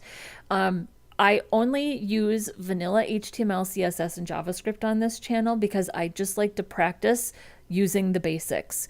So you probably won't ever see me using a framework or using a library here because I just enjoy sort of doing things from scratch. In my personal projects, that's the caveat. I understand in the real world we use libraries and frameworks. I just like to practice the basics. So do you have a methodology on how to deal with CSS? Whenever I work through a front-end project, I struggle with CSS the most. So my methodology for dealing with CSS is that you just need to work on a lot of projects. You need to build a lot of things. So my best advice and what we do on this channel is that I take mock-ups and this is mostly what we do on the weekends. This is the first time I've done something like this. But even with this, let's pull up what we started working on last week. So here's a screenshot that I took of one of my Instagram reels, and we used this like a mock-up. So, and this is what I do every weekend, and all of my projects, almost all of my videos are this, I guess, methodology or format where I take a mock-up and I build it out from top to bottom. So you're going to see me do this pretty much every single time. When we start the new project tomorrow, you're going to see me do the same thing where I have a mock-up or a screenshot or basically a picture of a UI and I go top to bottom. I build out all of the HTML first and then I start styling from top to bottom. That is my methodology. And if you're struggling with CSS, first of all, it's complex. There's a lot to know. That's why there are so many CSS frameworks out there because people don't want to deal with it. A lot of people hate CSS. I happen to love it. And if you have a desire to be good at it, you just need more practice. That's all you need is more practice. There are nothing wrong with frameworks. I understand why organizations use frameworks. They make things consistent. They make it easy and there's nothing wrong with that. But if you want to be good at at it. You just need practice. So what I try to model on this channel is a methodology for starting with the mockup and just going from top to bottom. That is what we do here. So projects can last anywhere from 1 weekend to a full month. I try to keep my projects contained to about a 30-day period. And that's just what you're going to see me do every weekend on these streams, is just following that mockup and styling from top to bottom. And if you want to be good at CSS, I recommend that approach and just build as many projects as you can get your hot little hands on. Go out there and take a screenshot of an Instagram UI, build it out top to bottom. Doesn't get any easier than that. And by easy, I mean the approach doesn't get any easier than that. So Rahul is here. Was working on my project and I lost track of time. It slipped my mind that today is a live day. That's fair. You never listen. The mods, you all freely give up your time and energy to help me out with the chat, and you never have to explain yourself. And I honestly totally understand. I have missed many a meeting because I was deep into it. So first of all, congratulations on being deep into it on your project. That's obviously awesome. Have you ever worked with GSAP and 3.js? I have not. I have not. So the tech stack that we used at my last job was our local environments were actually Laravel apps.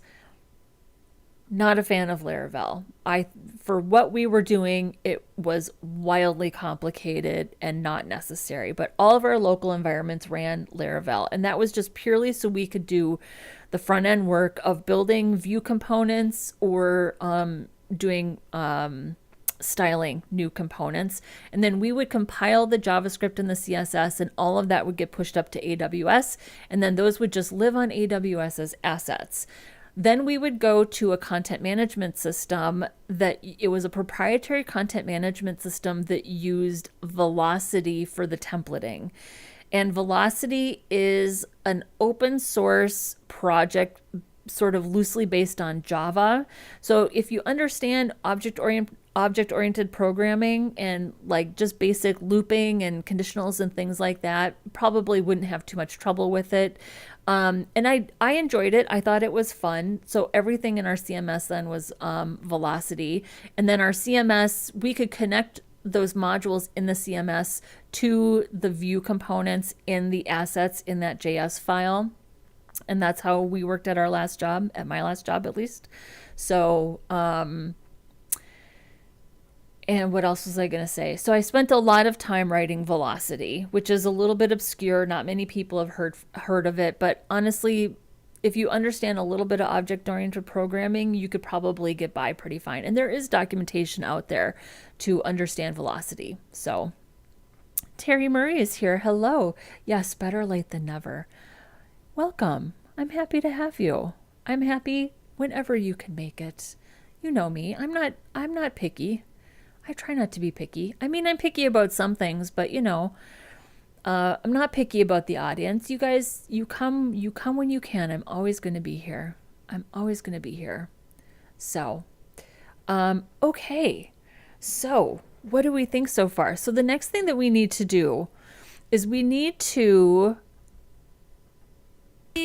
got somewhere we need to be.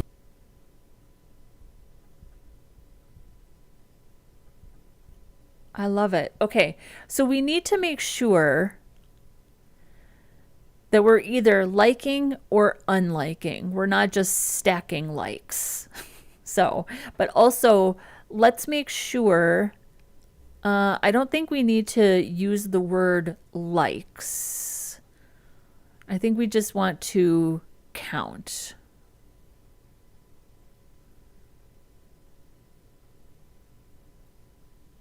Yeah, so I'm going to take this out. So we're just going to do a count. And then I think we just need to do some logic that says if liked, because that's the behavior on Instagram, right? So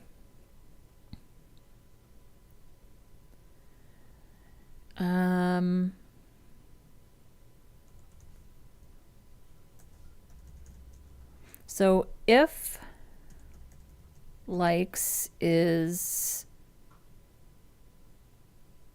well, it wouldn't be equal to 1.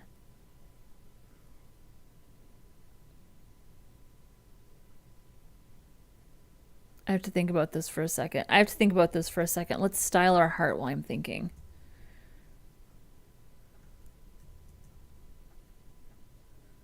So here's our heart icon. This is the floaty heart icon. We want to make sure, and I think we can do this with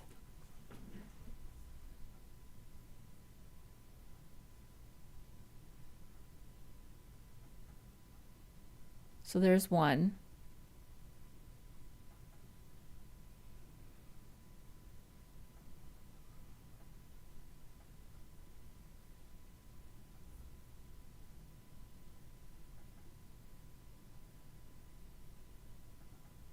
So we want to add a class list also to our button SVG.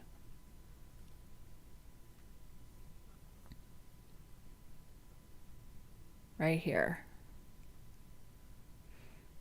So I'm going to give this a class of, let's do heart button.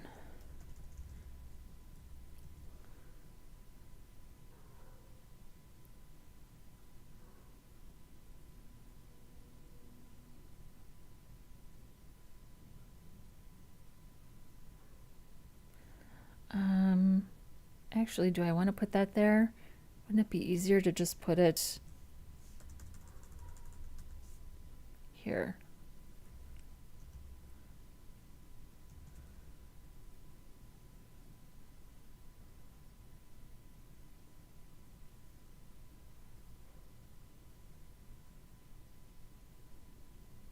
Heart icon.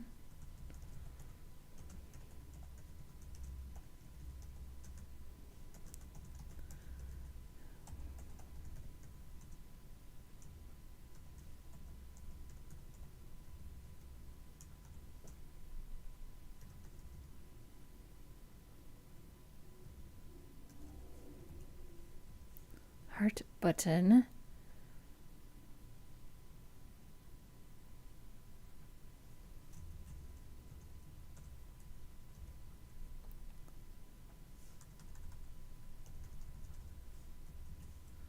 And then we'll do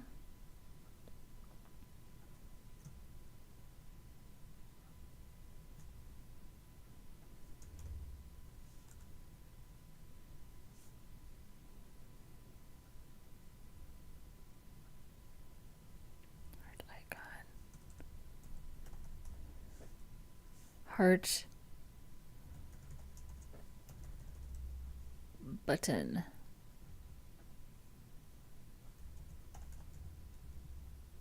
Oh, stop.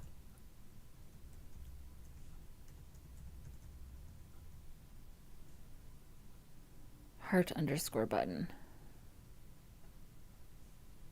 Heart button, which is the SVG. We just want to change the fill to red.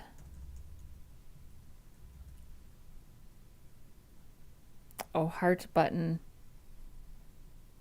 No, it's a stroke. Oh, we would actually want to, it's only a stroke. So we need to change it so it's got a fill.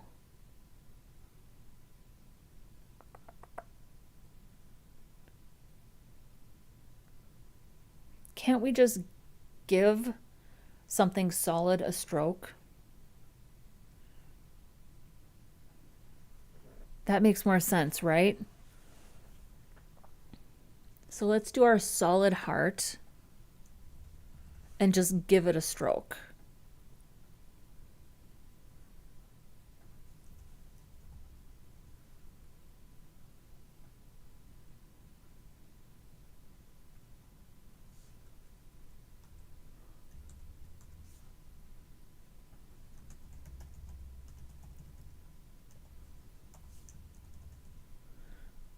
And true. And this is the heart button. So this is a solid This is a solid filled in.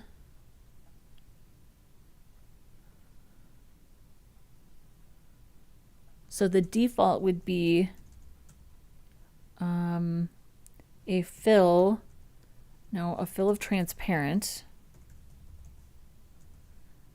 and a stroke of red. I don't know if this will work. And then make this liked, give it also a fill of red.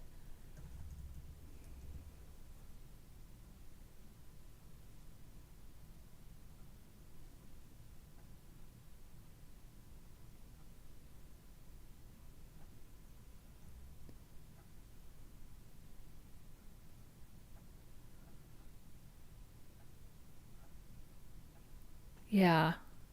Oh,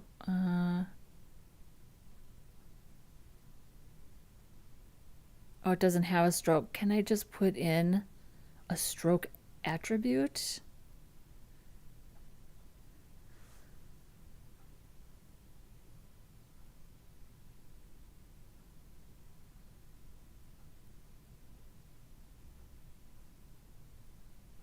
I don't know. Can I do that? I don't think I've ever tried to do that before.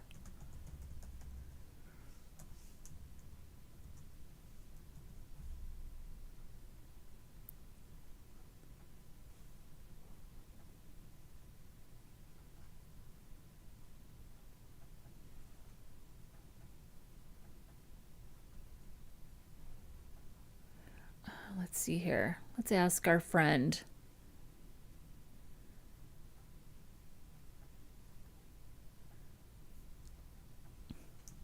Can I add a stroke attribute to a solid fill SVG? Or can I just give an SVG a stroke slash outline?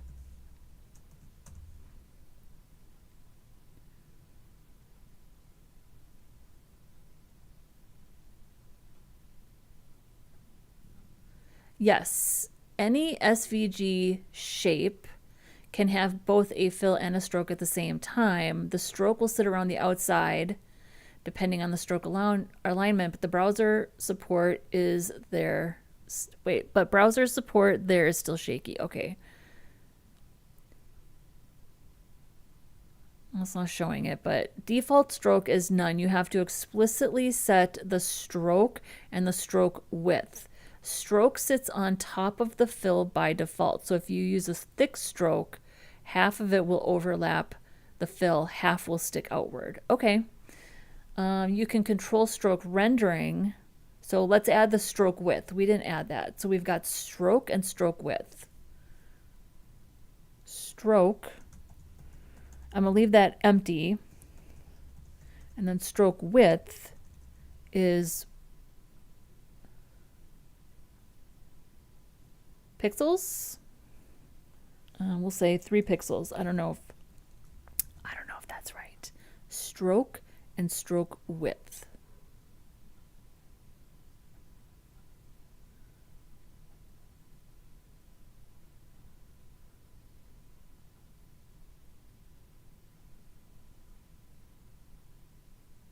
Invalid property value.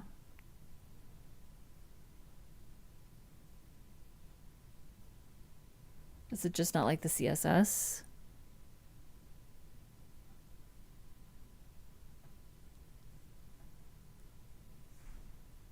Oh, it's not var. That's why. That's why it doesn't like it.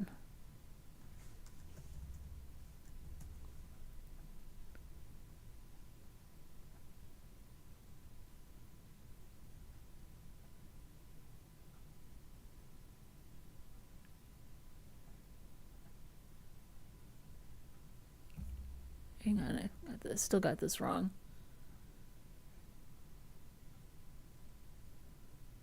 Equals.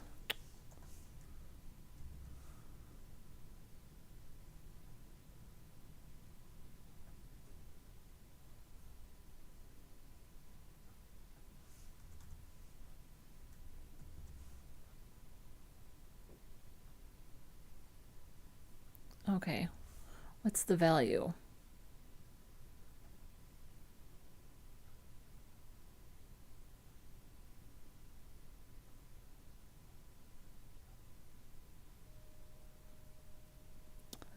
What is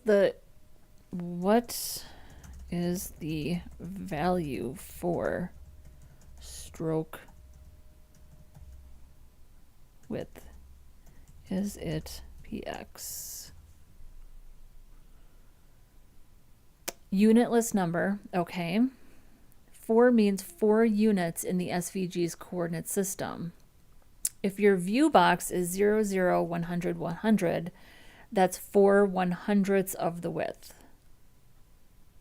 But you can also use absolute units.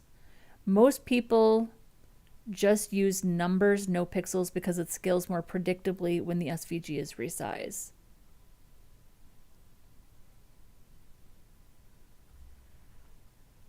Okay, let's do this.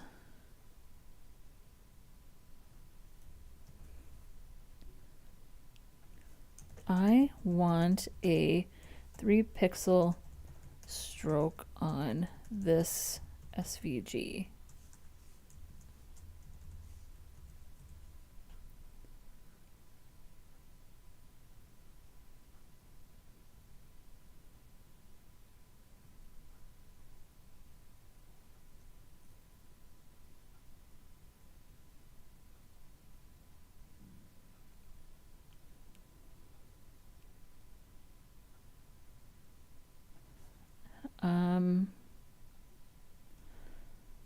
So I'm going to put in fill, but I'm going to put in an empty attribute because I want to control that with CSS. So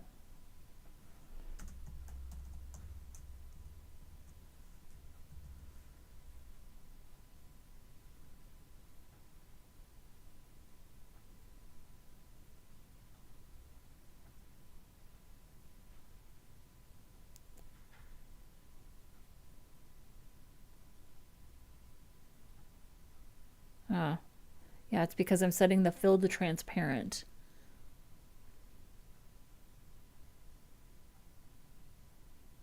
And the stroke's not working at all.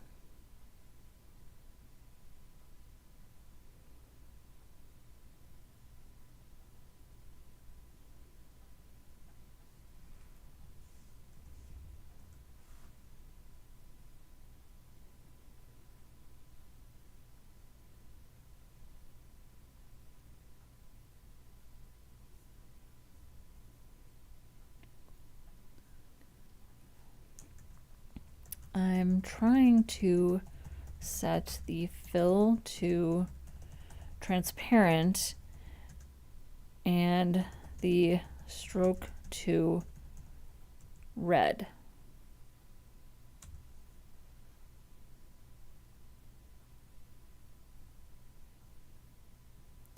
Fill none.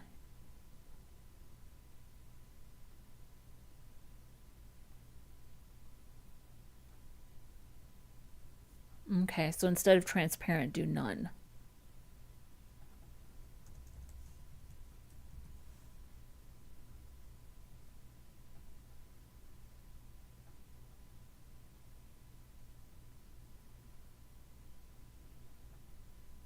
The stroke isn't showing up at all. Oh, wait a second. Yes, it is. I can see the faint, I think.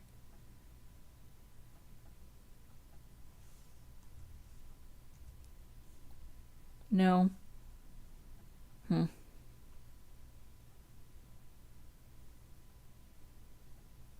Yeah, this is what I'll do. Go, Elmo, go. I don't know. Can I see a faint red line there?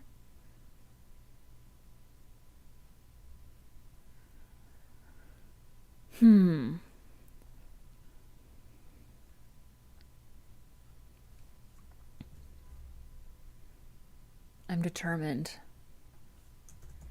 Here's my CSS. Hopefully you can see what I'm trying to do. Right now, I can't see the stroke at all.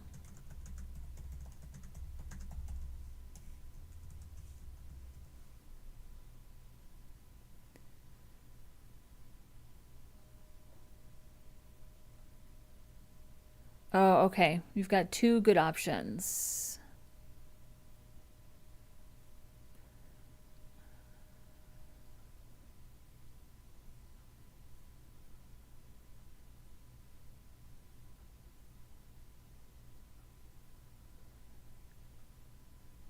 But target the path.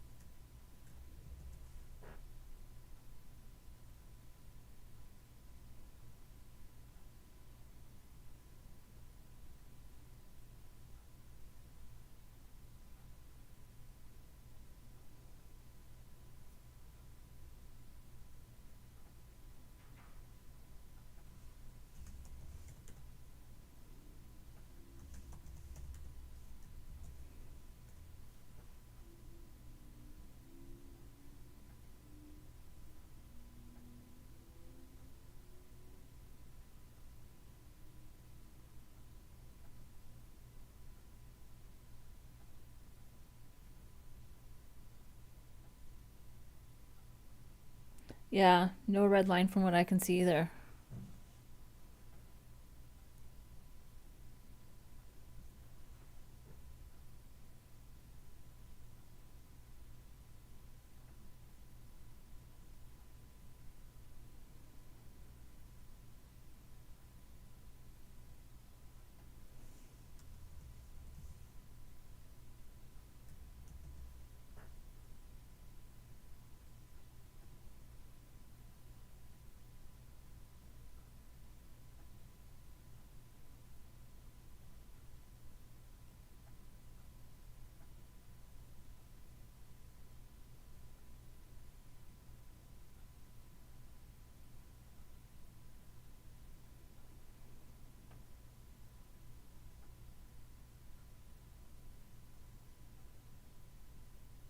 I feel like I can see a very faint red line.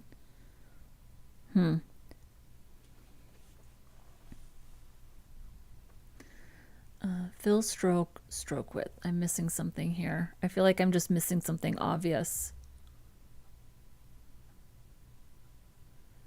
Fill, stroke, and stroke width. So maybe take it out, take this value out of the attribute.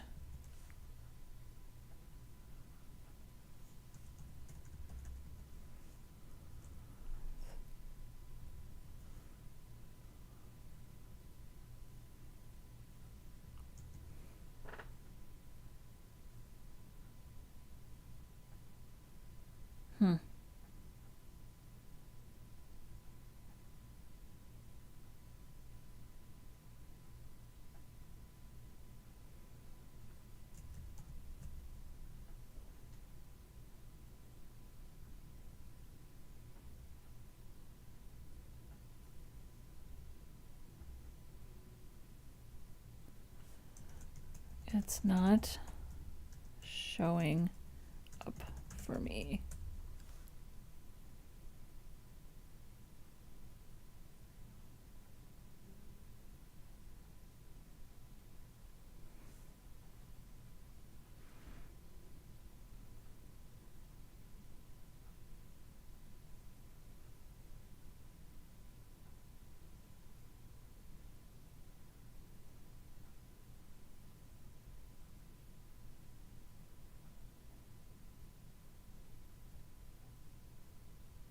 You're not seeing it because your SVG is tiny. But the view box is 512 by 512 with stroke with 3 unitless. That's 3. See, I feel like I could see a very faint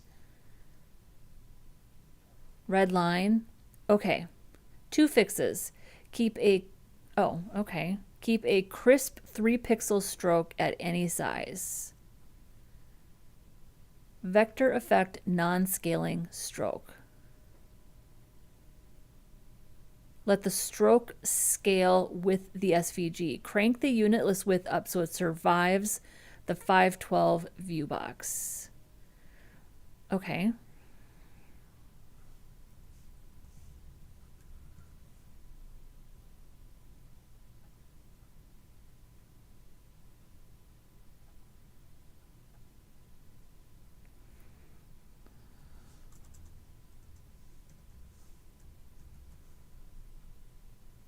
There we go. That was it. That was it. Okay. So we're almost there. Okay. So by default, we actually want this to be white. We solved the problem. We solved it. I do think it's a little beefy though. So let's bring that down. There we go. That's even a little bit chunky, isn't it? Huh?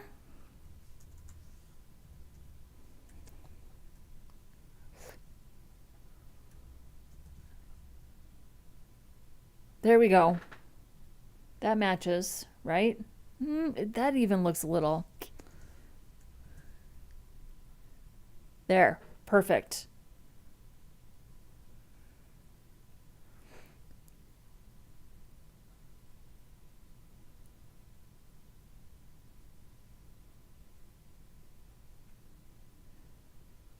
And then we also want to change the stroke to red. Stroke red. So now if we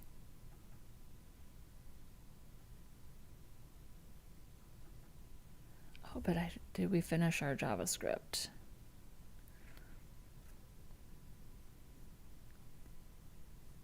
We're so close.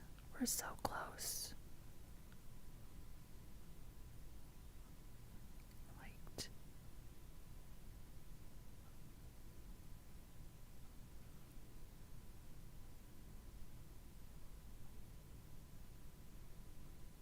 So our heart button.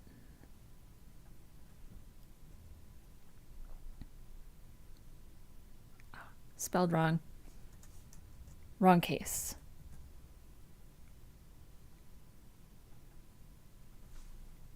We did it. Okay, so we also need to have a default value in here, which I took out. Right here. So we need 0 in there by default. Whoops. Okay, so 0 by default. Now if we double tap, I did a single and then a quick double. Saturday by the sea, got somewhere we need to be, we just stay here. Like the feel of something new, show us.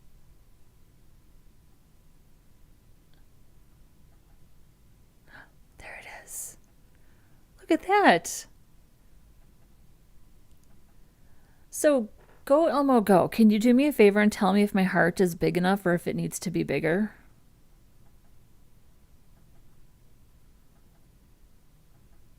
I could just sit here and double click to like all day long.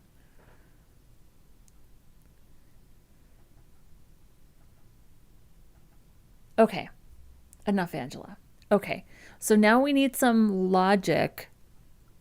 See, this is where I start to get anxiety because I know I could sit and figure this out no problem by myself, but now I'm going to do it in front of people. So let's take a break.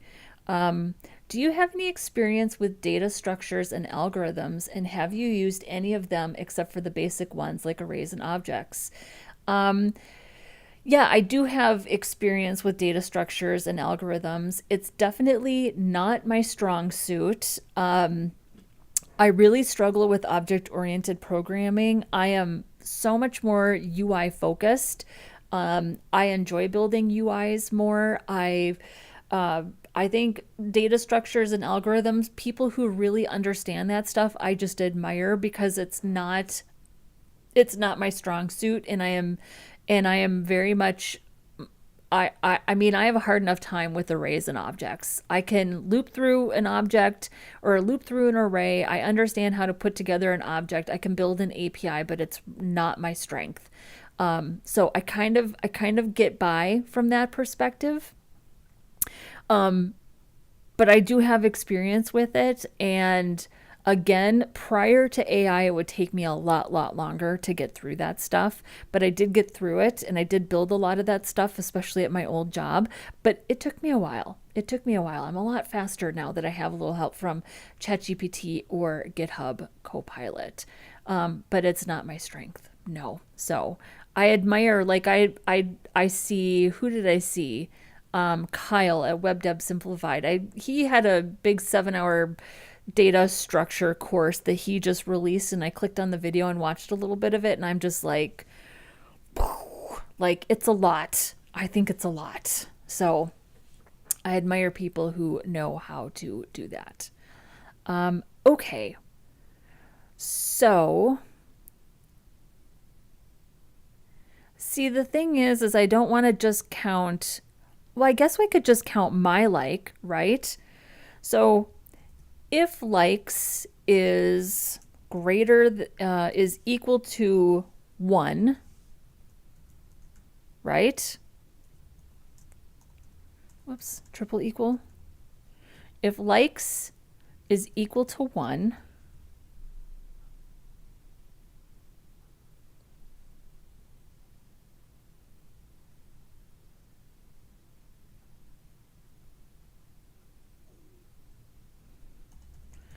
likes minus minus, and then this, whoops.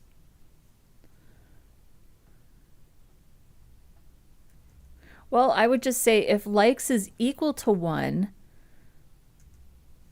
then likes, reset the likes back to 0 and remove this class.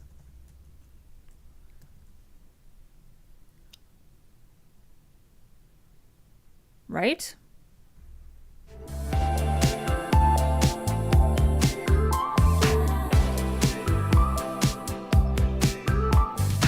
Saturday by the sea, got somewhere we not need adding to be, anymore. we just stay here.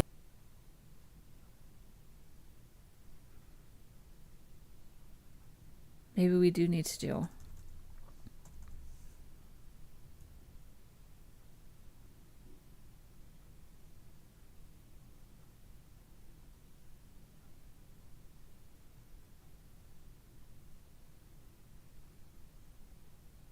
Oh, we probably need to put this after.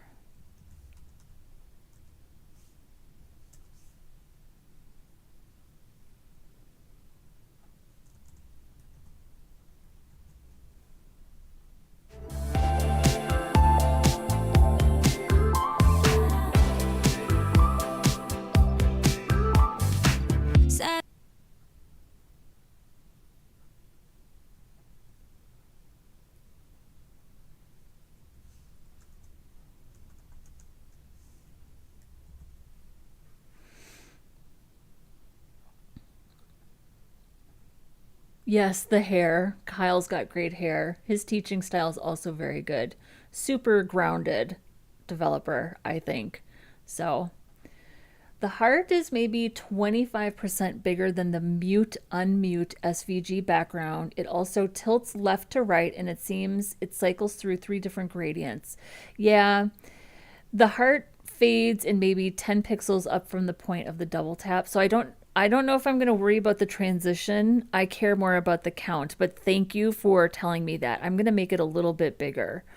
Data structures and algorithms are tough, especially where people approach it using languages like C and C++. Yeah, I admire developers who understand data structures and understand how to do that so well.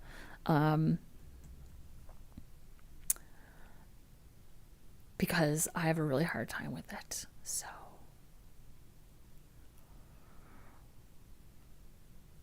okay, so I think that we have to do a couple of things here, right? We're checking, we need to do if likes equals 0, else right? We need to do like an else if. So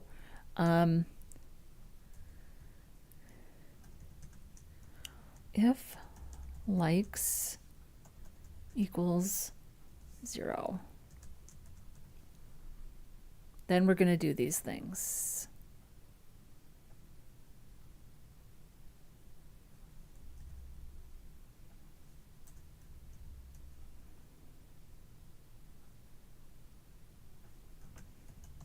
Else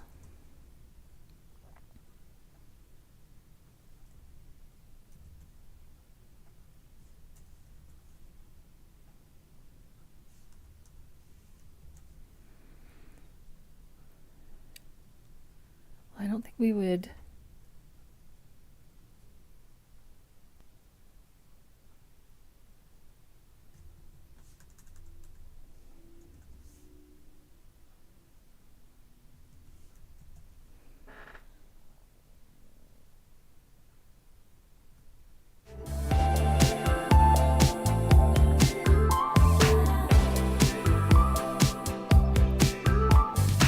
Saturday by the sea, got somewhere Okay, we're we need close. to be, we just stay here. We're close.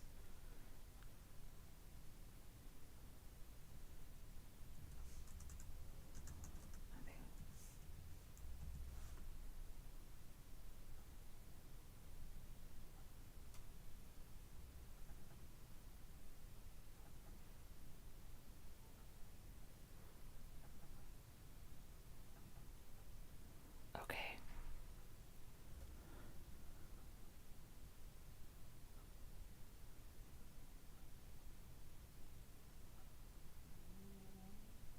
Oh, hang on. I'm not updating this. That's why. I think this needs to, I don't even think that needs to be in there. It can just be down here, right? And it'll just be whatever this ends up being.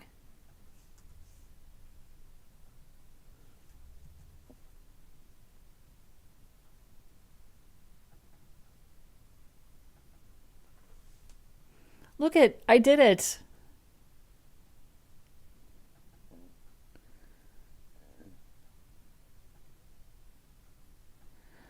Rahul is saying I'd probably add a total likes variable to display the total number of likes and an is user liked variable replacing the current likes to track whether the user has liked it.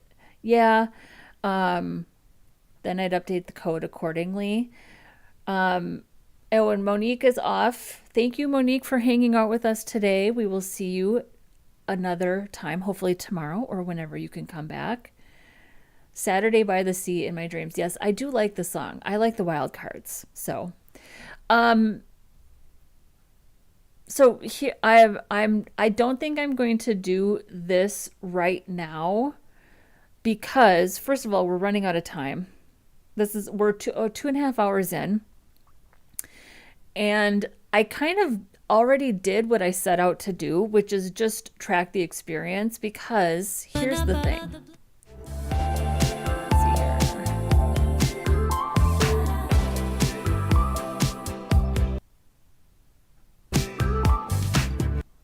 Saturday by the sea, got somewhere we need to be, we just stay here. There we go. Because we're going to lose that data every time, right? Every time the page refreshes, we're going to lose that data.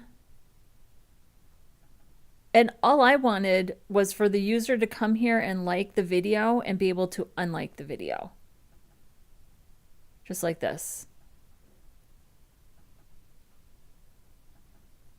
I'm kind of satisfied with this. So I like your suggestion, and I'm actually going to take a screenshot of it here. Hang on. I'm going to take a screenshot of it.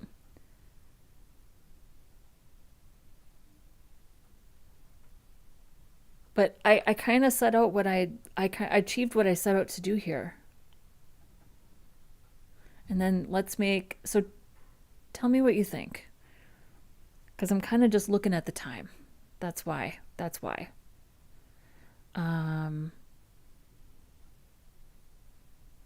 Let's take this out.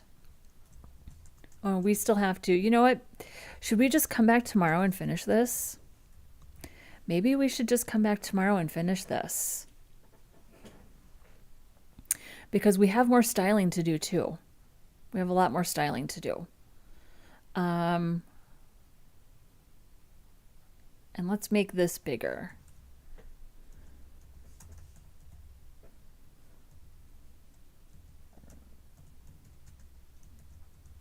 So I think right now,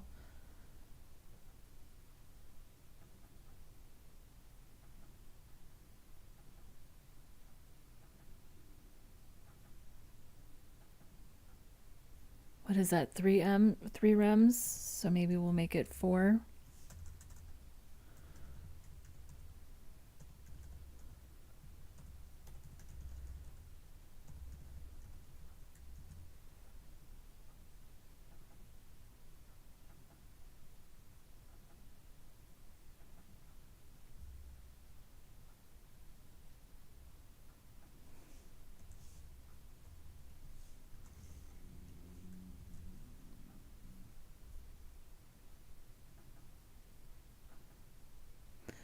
Why is it not getting bigger? Oh, because I'm updating the wrong thing. That's why. Hang on. Right here.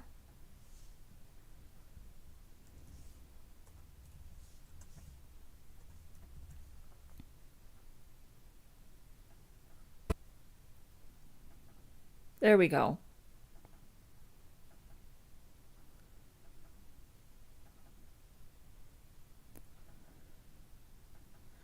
I mean, I'm satisfied with this. I like this. Because I'm not storing like total likes or anything like that. Let me see here.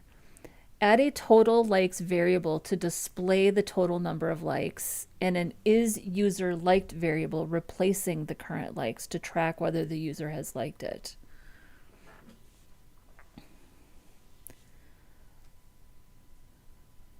I think I'm going to leave it.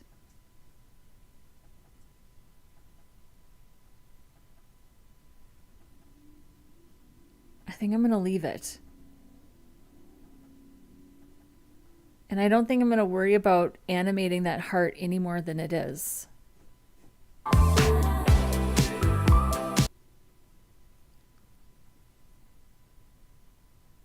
By the sea, got somewhere we. But I am going to speed up the timing on, what is it right now, 280?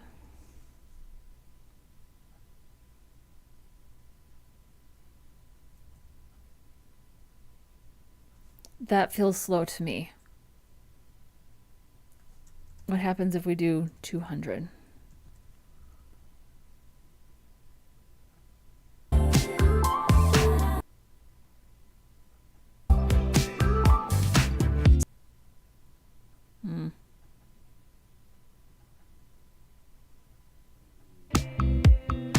Like the feel of something new showing up out of the blue. Yeah.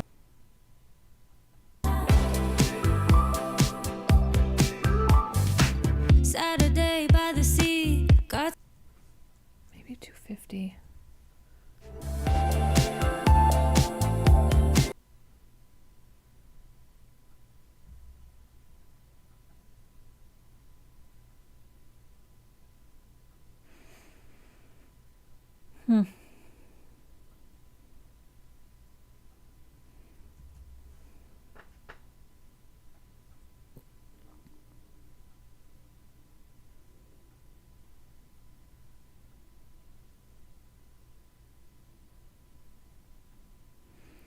I'm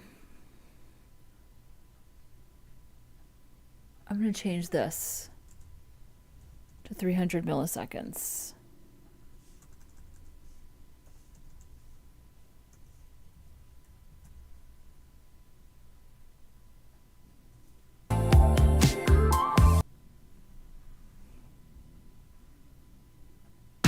Saturday by the sea.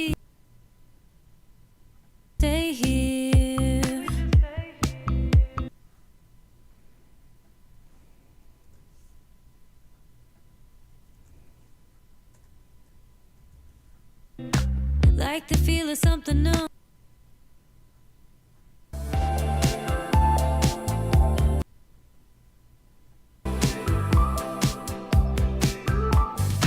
Saturday by the sea, got somewhere we need to be, we just stay here. Like the feel of. I love it. I love it. I'm happy with this. I like this. So what does everybody think about finishing the styles tomorrow? I'm good with these. Oh, doesn't work on.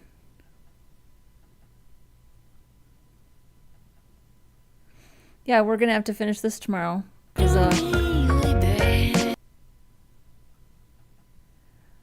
Oh, because is it not on? Oh, we have to put it in a loop, don't we? Yeah, we have to put it in a loop. We have to for each through our likes. So we have more to do tomorrow. I'm fine with that.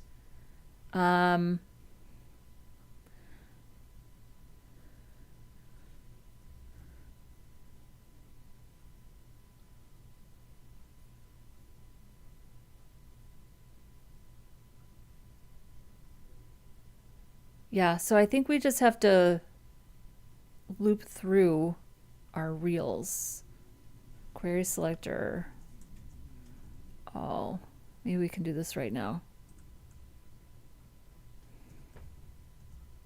Reel video for each reel.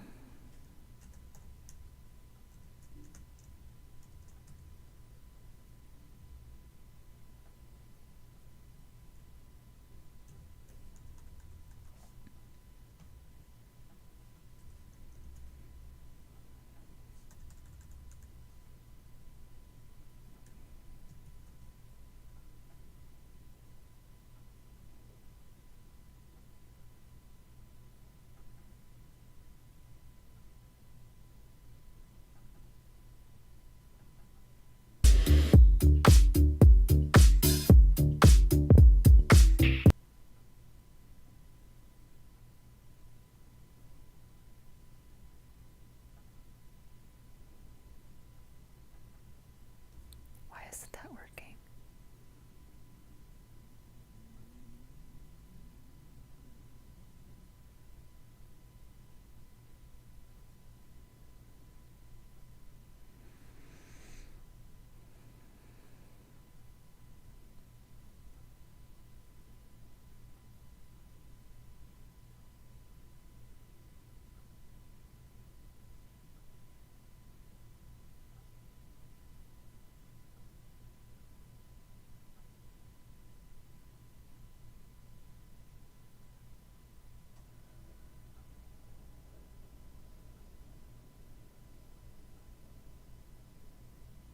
Okay, we'll finish it tomorrow. Rizzy, thank you for joining us and asking questions. Rahul, thank you for the suggestions. Clearly, I have to get to a place where I can even add likes to additional videos. So good thing I decided to scroll down and check that. Yes, and all the repositories are available on GitHub, linked in the description. So thank you to everybody who joined the stream today, followed along. This is definitely a fun one. We didn't even get to images. So go, please come back tomorrow and we will do images. I promise. This 2.5 hours flew by today. I so enjoyed working on this. We have to tighten up our styles because we're a little squishy on mobile. So we're going to tighten up some of our styles. I do want to make sure that obviously we can like additional videos, not just the first video. And I have Rahul's comment about counting the likes. So maybe we can get that implemented tomorrow as well. But I have to tell you, I would just be happy if we could like and unlike individual videos. That would satisfy me. I also honestly don't care about the additional transitions for the heart. I know that Instagram does that, and I'm not sure I care about that, but if we have time tomorrow, I'm happy to do it.